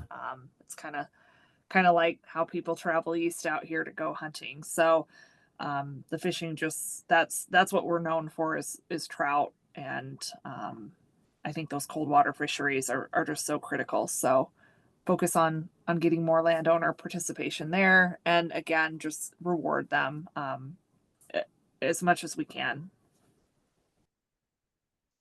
Okay, thanks, Stephanie. Chris? Well, I'm up in the Bear Paws and we've got the Missouri River and some ponds in the Bear Paws that a lot of pretty good fishing up there. So that's a pretty good deal with a few of the ponds in the Bear Paws with access. I really like that. Missouri River is mostly public land, so it's not a real issue. So this isn't something I'm up on very, very much, but I guess I'll go with Donna and Everett, just on the historical access points to focus on that. And yeah, and I do have to say that Donna and Everett have the best Zoom backdrops than anybody else in this meeting. So if you've noticed, so that's pretty nice too. So that's it. It kind of messes up Everett's hair though. I mean, Yeah, there's that's just a little, something about, he's got to work on that, but at least he's got yeah. some. Oh yeah, there you go. We're in the same club. Yeah, I'm working on it, Ed. Yep. Craig? Well, certain support, what folks have already said. I'm not trying to quote the governor, but I thought his office talked about the lower Yellowstone as being a priority for trying to get some access points. And maybe there can be some more kind of looking at things strategically to use this money. I understand all the regions have their own needs, but maybe just with the money we have, pointing it towards something of really a high priority. I also just, I think we got to spend what we have before we can start asking for more. And so just to demonstrate that we can do that, I think it's important. And just getting somehow the administrative capacity to bring this program to shed more light on it, I guess, and taking care of, like folks said, the people that have been a part of this for quite a while and not being compensated for it. So the last thing I'd say is I'm a little concerned about places like the Madison and now the Bitterroot and places that they're really struggling with trying to figure out how to manage pressure. And so that's just something that, I don't know how that fits in with how more access sites would alleviate that or compound that. I don't know how that dynamic would work necessarily, but I would just bring that up as in the planning process is where this money should go. Thanks. Thanks, Craig. Paul? Yeah, this really isn't my forte. I don't fish a lot, but I agree with Everett and Donna and Dale, specifically, everybody really. I do think maybe if we could, it doesn't look like the funding is a big problem right now. It looks like put some more effort toward finding some more cooperators and people that want to participate. And I don't know if the department has time to do that or not, but I think that this is a good program. I just think it's maybe underutilized. That's about all. Thanks. Thanks, Paul. Did I miss anybody? Lee? Oh, you're gonna ask the guy that's never had a fishing line in his life.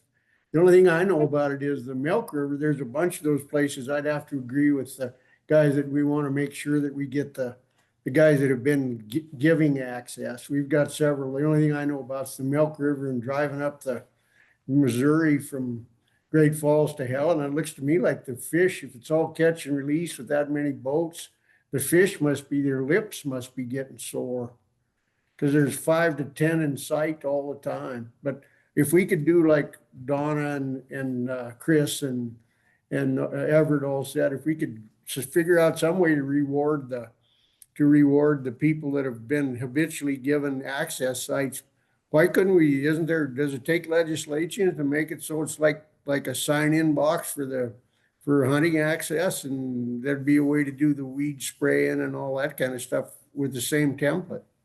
Thanks. Sign-in box, huh?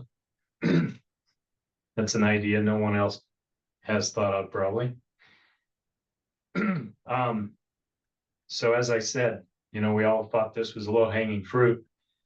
Where I'm at over here on the upper Missouri, you know, to me, the access need is in a Craig's question about pressure, you know, does providing different access reduce pressure or increase pressure? The access points over on the Missouri, as Lee just mentioned, I don't know what the Missouri River is. It's like 3,500 trout per mile or 5,000 trout per mile. I don't know.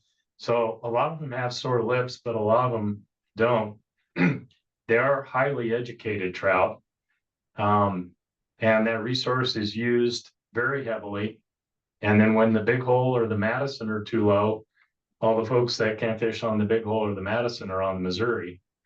And then when I go over to Eastern Montana bird hunting, there's nobody fishing and there's a lot of opportunity.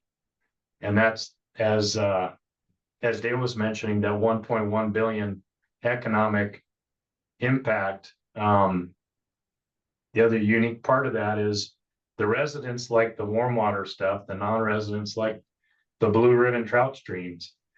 So it just seems is providing better access, whether it's more or whatever, the main goal, so that you can spread out impacts, or does that create a bigger problem?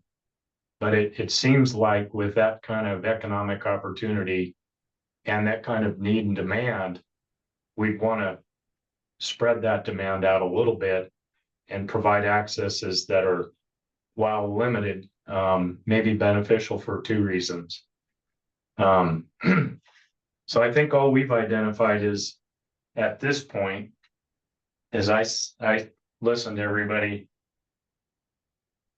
and Trenton's comment that, you know, access managers are a little concerned about the size of the budget and hitting that budget and going over and not being able to continue that program for them. You know, we need to figure out how to take care of those historic providers first, you know, and maybe get an estimate of what that means right now so we can know what to ask for. And then also look at that, you know, those opportunities around the regions, as different as they are. This fishing thing is very, very similar to our hunting block management, whether we think it's crowded or not. I think the Missouri is very crowded. And in droughts, it's more crowded because it's always got a lot of water in it. On a low day, you know, you can put all the boats that are floating from Point of Rocks down to Livingston, and you don't know they're there on the Missouri. I mean, you do, but they're not literally bumping into each other and 2 miles of trucks parked on a highway. So I think there's a lot of variance in how we can help this program, or that the programs can help the state and the consumer. Any final comments on fishing PLFAS instead of FAS? PLFA. PLFA. Craig does have his hand up. Craig. Yeah, quick one. Just curious if this program has ever been thought of or demonstrated that it's kind of a feeder program for a future FAS. Just curious if we've ever had agreements that turned into actual permanent fishing access sites. Thank you. Good question. The regional staff. Yes, I know Mike or Jason could speak to that. I'm sure it's the case, but our institutional knowledge is left. Go ahead, Jason. Well, I guess in Region 4 we haven't, but it's something that's always on the radar. We definitely treat these very different. So the PLFA program's private land, and if an individual wanted to potentially do something like that, that's a conversation we could have at that point in time.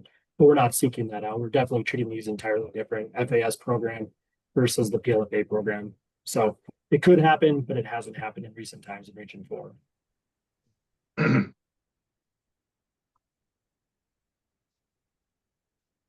Any other comment? else do you need on this? What could you? Just to confirm what I heard Mhm. as themes from everybody, priority would be to focus on taking care of the landowners that have historically Mhm. been providing access. And then looking at increasing the $50,000 budget for payments. And also looking at increasing the operation budget for additional admin. Probably a rule adjustment to adjust the scoring criteria or valuation. And that goes to commission, right? Maybe a commission process. Mhm. So is that, would that come from you to the commission? Is that the best avenue? Yeah, as a Yeah. proposal. Yeah. Yeah. Okay. But it could be your recommendation that we pursue that. Cause it's interesting, I guess, to me that the valuation and scoring criteria, the payment structure. Yeah. Is just set as use this form. Like that's how it's defined in rule, which is kind of unique. And it hasn't been updated in. Yeah. Since 2004. But the commission has to update the form. If we chose to stick with the rule, it would be a commission updated approval. I think the preference from my level would be that we would take that out of rule altogether and leave that to discretion of the department, similar to our other programs. So can you draft that for our review as a recommendation, say at the next meeting, a formal recommendation, or is that too quick? I don't know if we would get that You need it. detailed. I think what we want to come back to you with is recommendations for both the hunting access programs and PLFA at just a level up, a little bit broader than getting down into the detail of the Okay. form. Yeah. Okay. All right. Okay. Yep. Public comment. Public comment. Yeah, it is 11:45 on our agenda. We're scheduled for public comment. If you'd like to make public comment, please raise your hand. To talk. We do have at least 3 different attendees currently on the meeting. So this is the public comment time. If you'd like to make public comment, go ahead and raise your hand.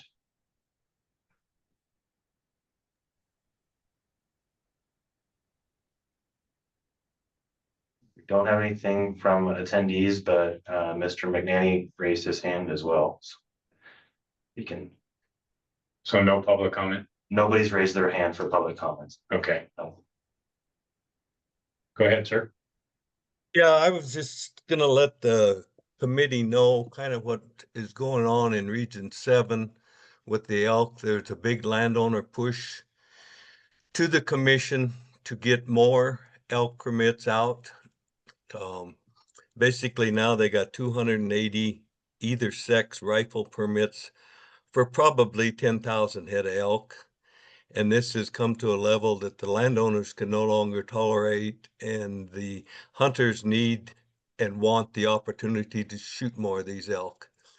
And I know there's going to be a letter sent to the commission, and there's going to be just letting the committee know what's kind of going on. Any questions I might be able to answer, or I know the commission votes on the tentatives on the 4th of December, and I don't know what we're going to have a letter into them before that, so they may put into the tentative some of our ideas, or we can comment on the December 4th meeting. Thank you, Dave. All right. Public comment again. Just for a check. Oh, Yeah. double check. Yeah, I can ask again for a third time. This would be public comment time. If anybody would like to make public comment, go ahead and raise your hand.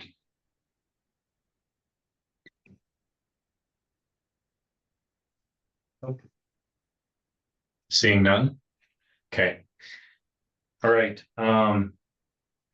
so we can use this time right now just to go around the table again, kind of like your home report like Dave just did.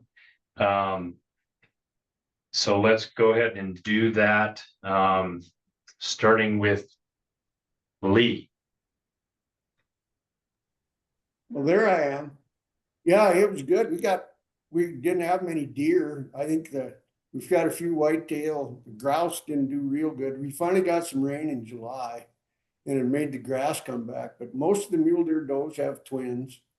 I haven't seen very many bucks. Maybe we'll get a tough winter and they'll all come out of Canada, out of that park and come down here for hunting season. But everything's going pretty good up here. We're amazed. The grain fields all came to weeds and everybody hayed them. I think we're gonna be in pretty good shape. They shut the irrigation water off the 1st of July because the siphons got going, but there wasn't any snowpack. So we're doing as good as we can expect. Like Dave said, we're in a desert, so it's pretty good, really. Thanks. Good to hear from you, Lee. And Dave, did you want to add to your comment in regards to elk or any other comments about your area? I don't think I have anything more to add. I'm sorry I jumped a little bit ahead of myself there, but I just wanted to make sure that I got that in and the elk are a big problem in Region 7. Well, we hope you can get some resolution to that. Donna. Thank you, and it was a very informative meeting. Here in the southwest corner, we did have a couple fires near us and they were controlled, but fire was a concern because of the drought this summer. So, but, you know, we made it through the season.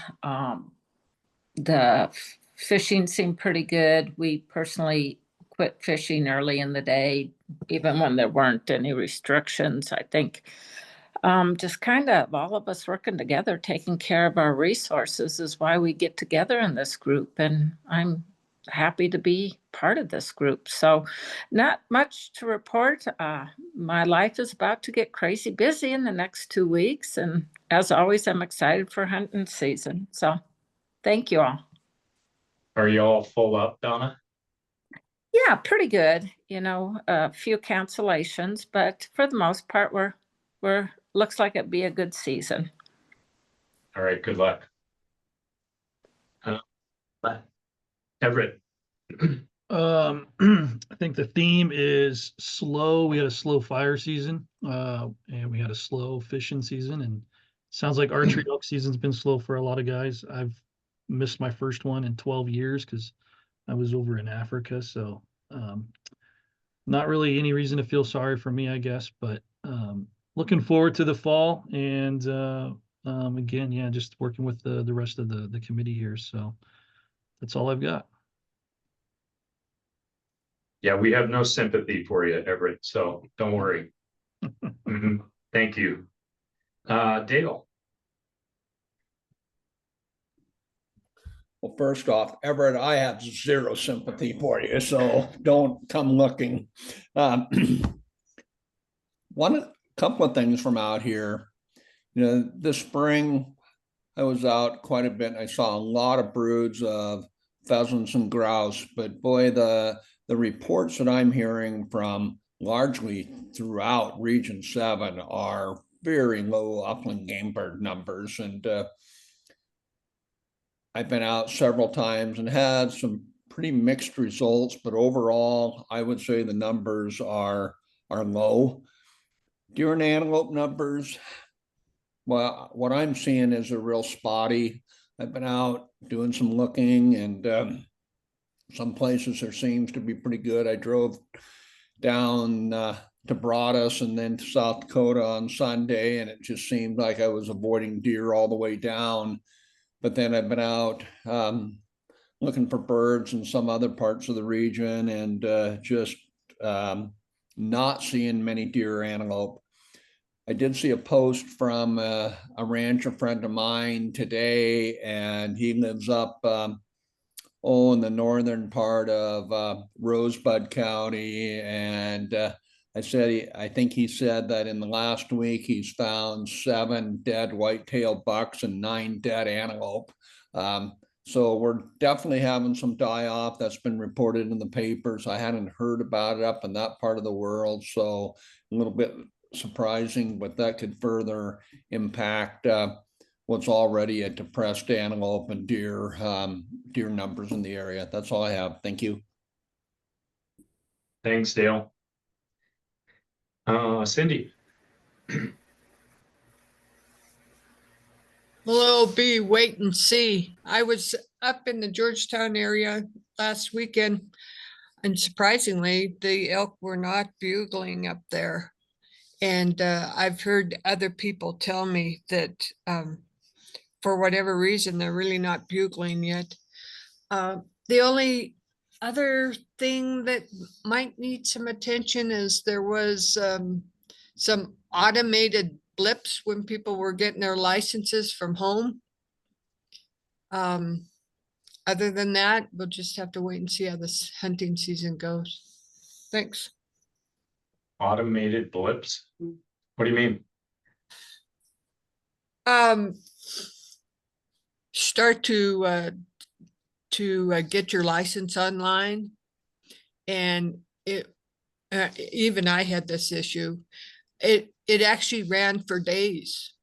It never accepted, and finally it accepted, and it viewed it as a replacement license. Huh. So it was kind of an odd thing to have happen, but. Yeah. And I called FWP and they told me to do this and that, and I did. And it just ran and ran. It was kind of a weird thing.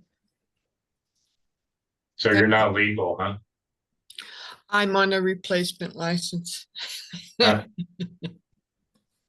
Thanks. All right. All right, Stephanie.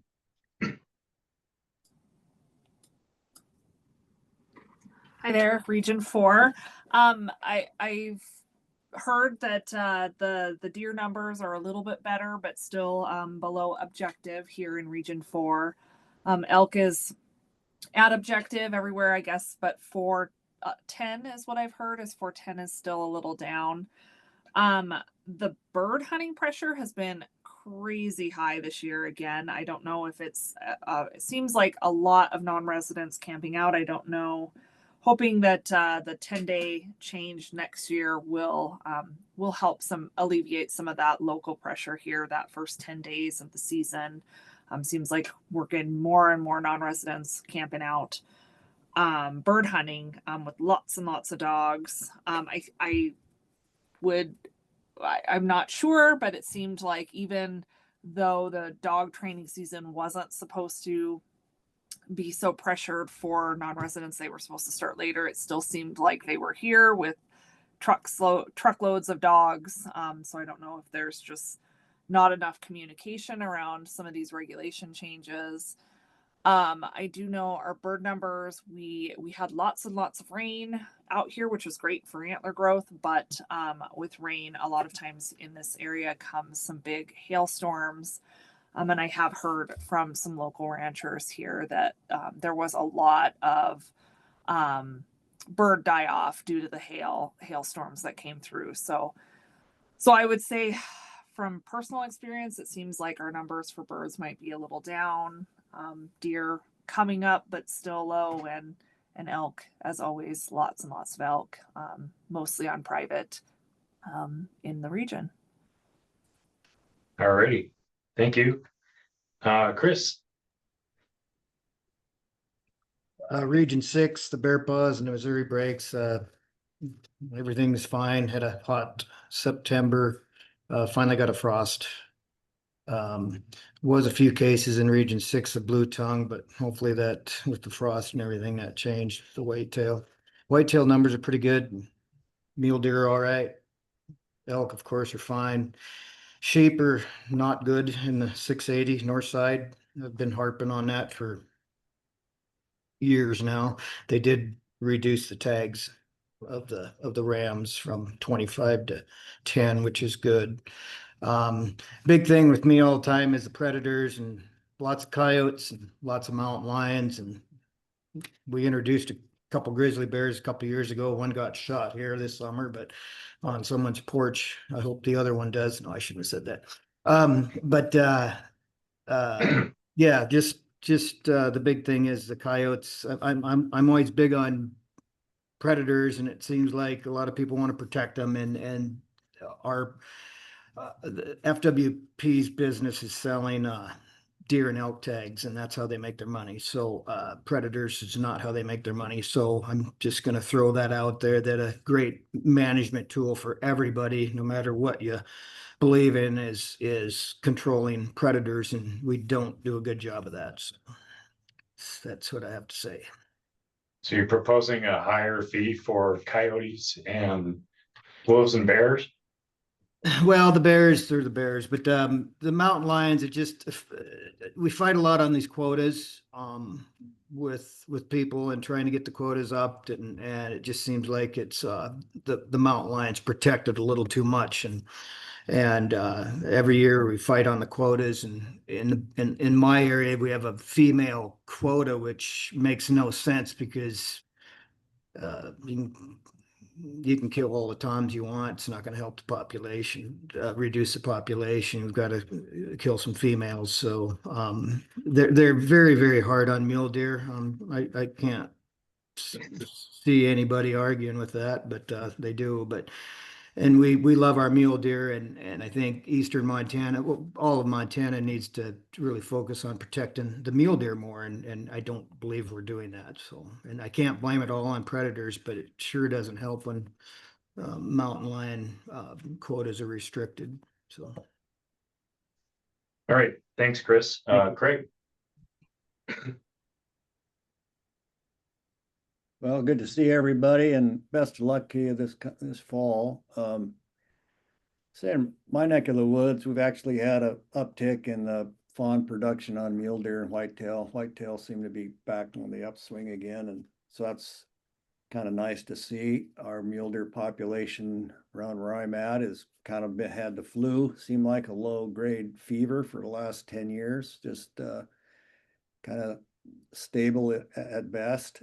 So it's good to see. We'll see how many of those kind of squeak through the winter. But other than that, my take on where we're at is it's incredibly dry. I mean, you could walk across the Clark Fork or the Bitterroot town here in Missoula without a problem. It's just been a remarkably dry year, and shocking that we hadn't had larger fires than we ended up with. So, but other than that, looking forward to getting out in the fall, and and again, good luck to you all. Thanks for your time. Thanks, Craig. Rich? Yeah, hey, I split time kind of between Region 1 and with the fishing here out of Kalispell. And then a majority of my business takes place in Region 4. So we're up in Sweetgrass Hills and Big Belt Mountains, south of Cascade. We do an extensive archery program. We go from day one till it closes. Our elk populations are good, stable to improving.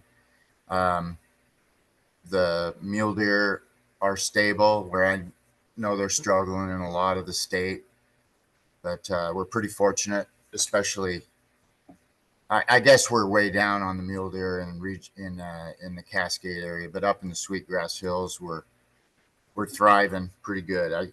No complaints there, but a lot of that is a result of we're on the border of Canada, so they restrict that mule deer hunting pretty tight up there, so we see the benefits of that.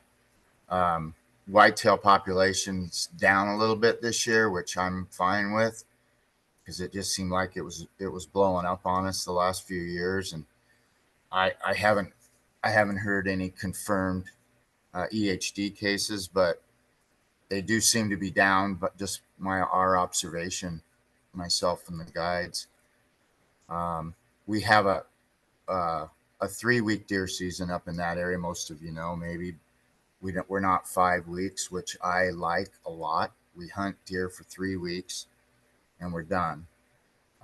So that contributes to having more mature deer around. But overall, we're in pretty good shape. We got some moisture this summer on the ranches, and it's very dry now, but overall we had a good summer. Thank goodness, no fires.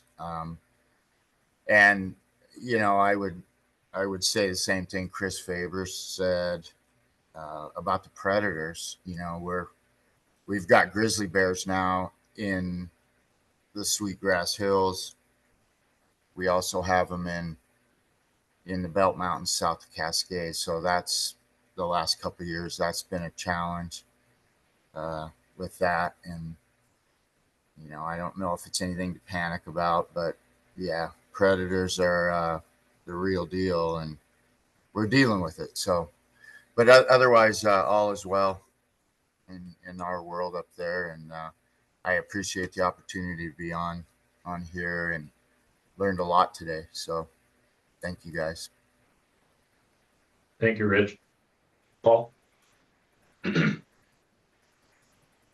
Yeah, I guess I have to, since the predator issue came up here recently with Rich and Chris, I agree wholeheartedly. I mean, I don't have the areas that I hunt in eastern Montana aren't not particularly have a lot of mountain lions, but they have a lot of coyotes, and I don't think they are helping our situation at all. I mean, you're seeing 5 to 10, maybe even more coyotes a day, and that's just way too many. And I think they're really hurting the efforts of the to get the deer population, the mule deer populations back. They're really hard on the fawns and stuff. The other thing is I've been talking to a lot of landowners, and I know for a fact that a lot of them they aren't even aware of these public comment periods or the public meetings that are coming up. And I think the department has to do a better job of informing them.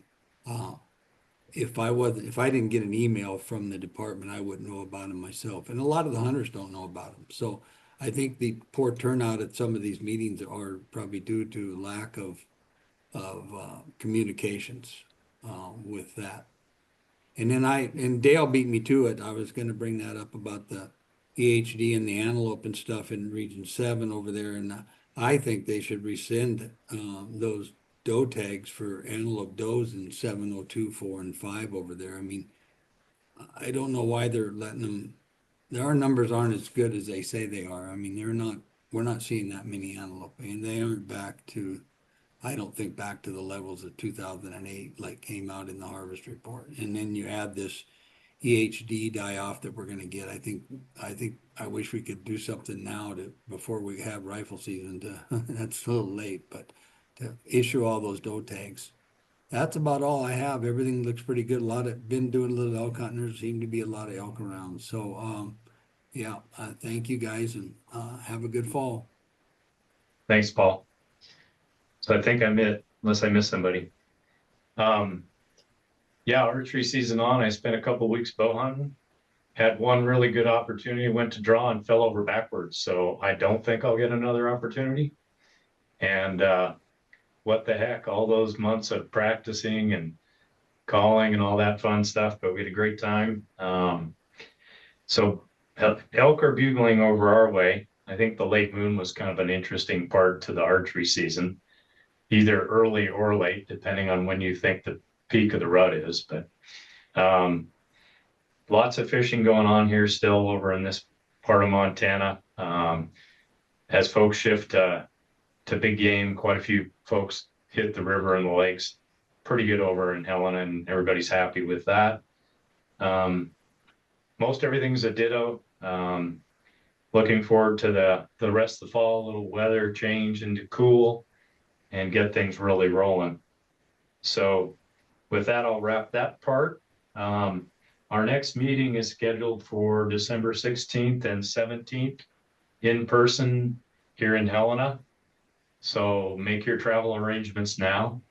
In regards to how you get here, the department will arrange for hotels and such.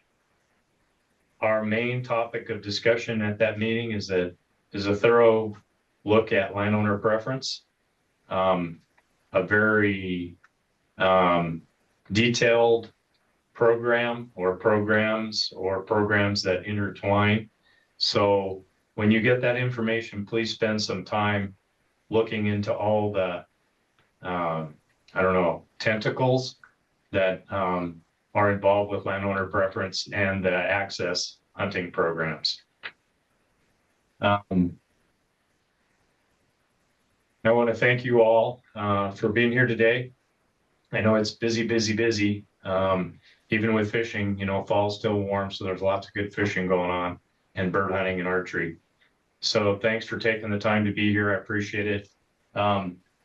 If you have any constructive comments or critique of our meeting today, any format things that you'd like me to know, in particular the new folks, since this is your first look at how we've been doing it. If you have any comments you'd like to do, direct towards me, I would sure appreciate that. How we can help you be best prepared. I know there's a lot of information here on budgets and diving into it. It's extremely helpful to have Lena here to really look at that. And then the rest of the staff with the department to be able to answer those questions. But please think about any deficiencies or anything you think could be more helpful in accomplishing our job. Jason, Renee, you have any other final comments? Just thank you. Thanks to everybody for their time. And thanks for the regional staff for hanging out there and listening to us and giving us some input. Again, if you have comments that come up after you think about this, and you guys on this team, please direct budget questions or comments as you look into it a little deeper, or in this access program for fishing on public land. Please send them along so we can wrap them into this meeting. All right, everybody go have a good lunch. Thank you very much. Thank Thanks you. all. Good luck, Donna. Thanks.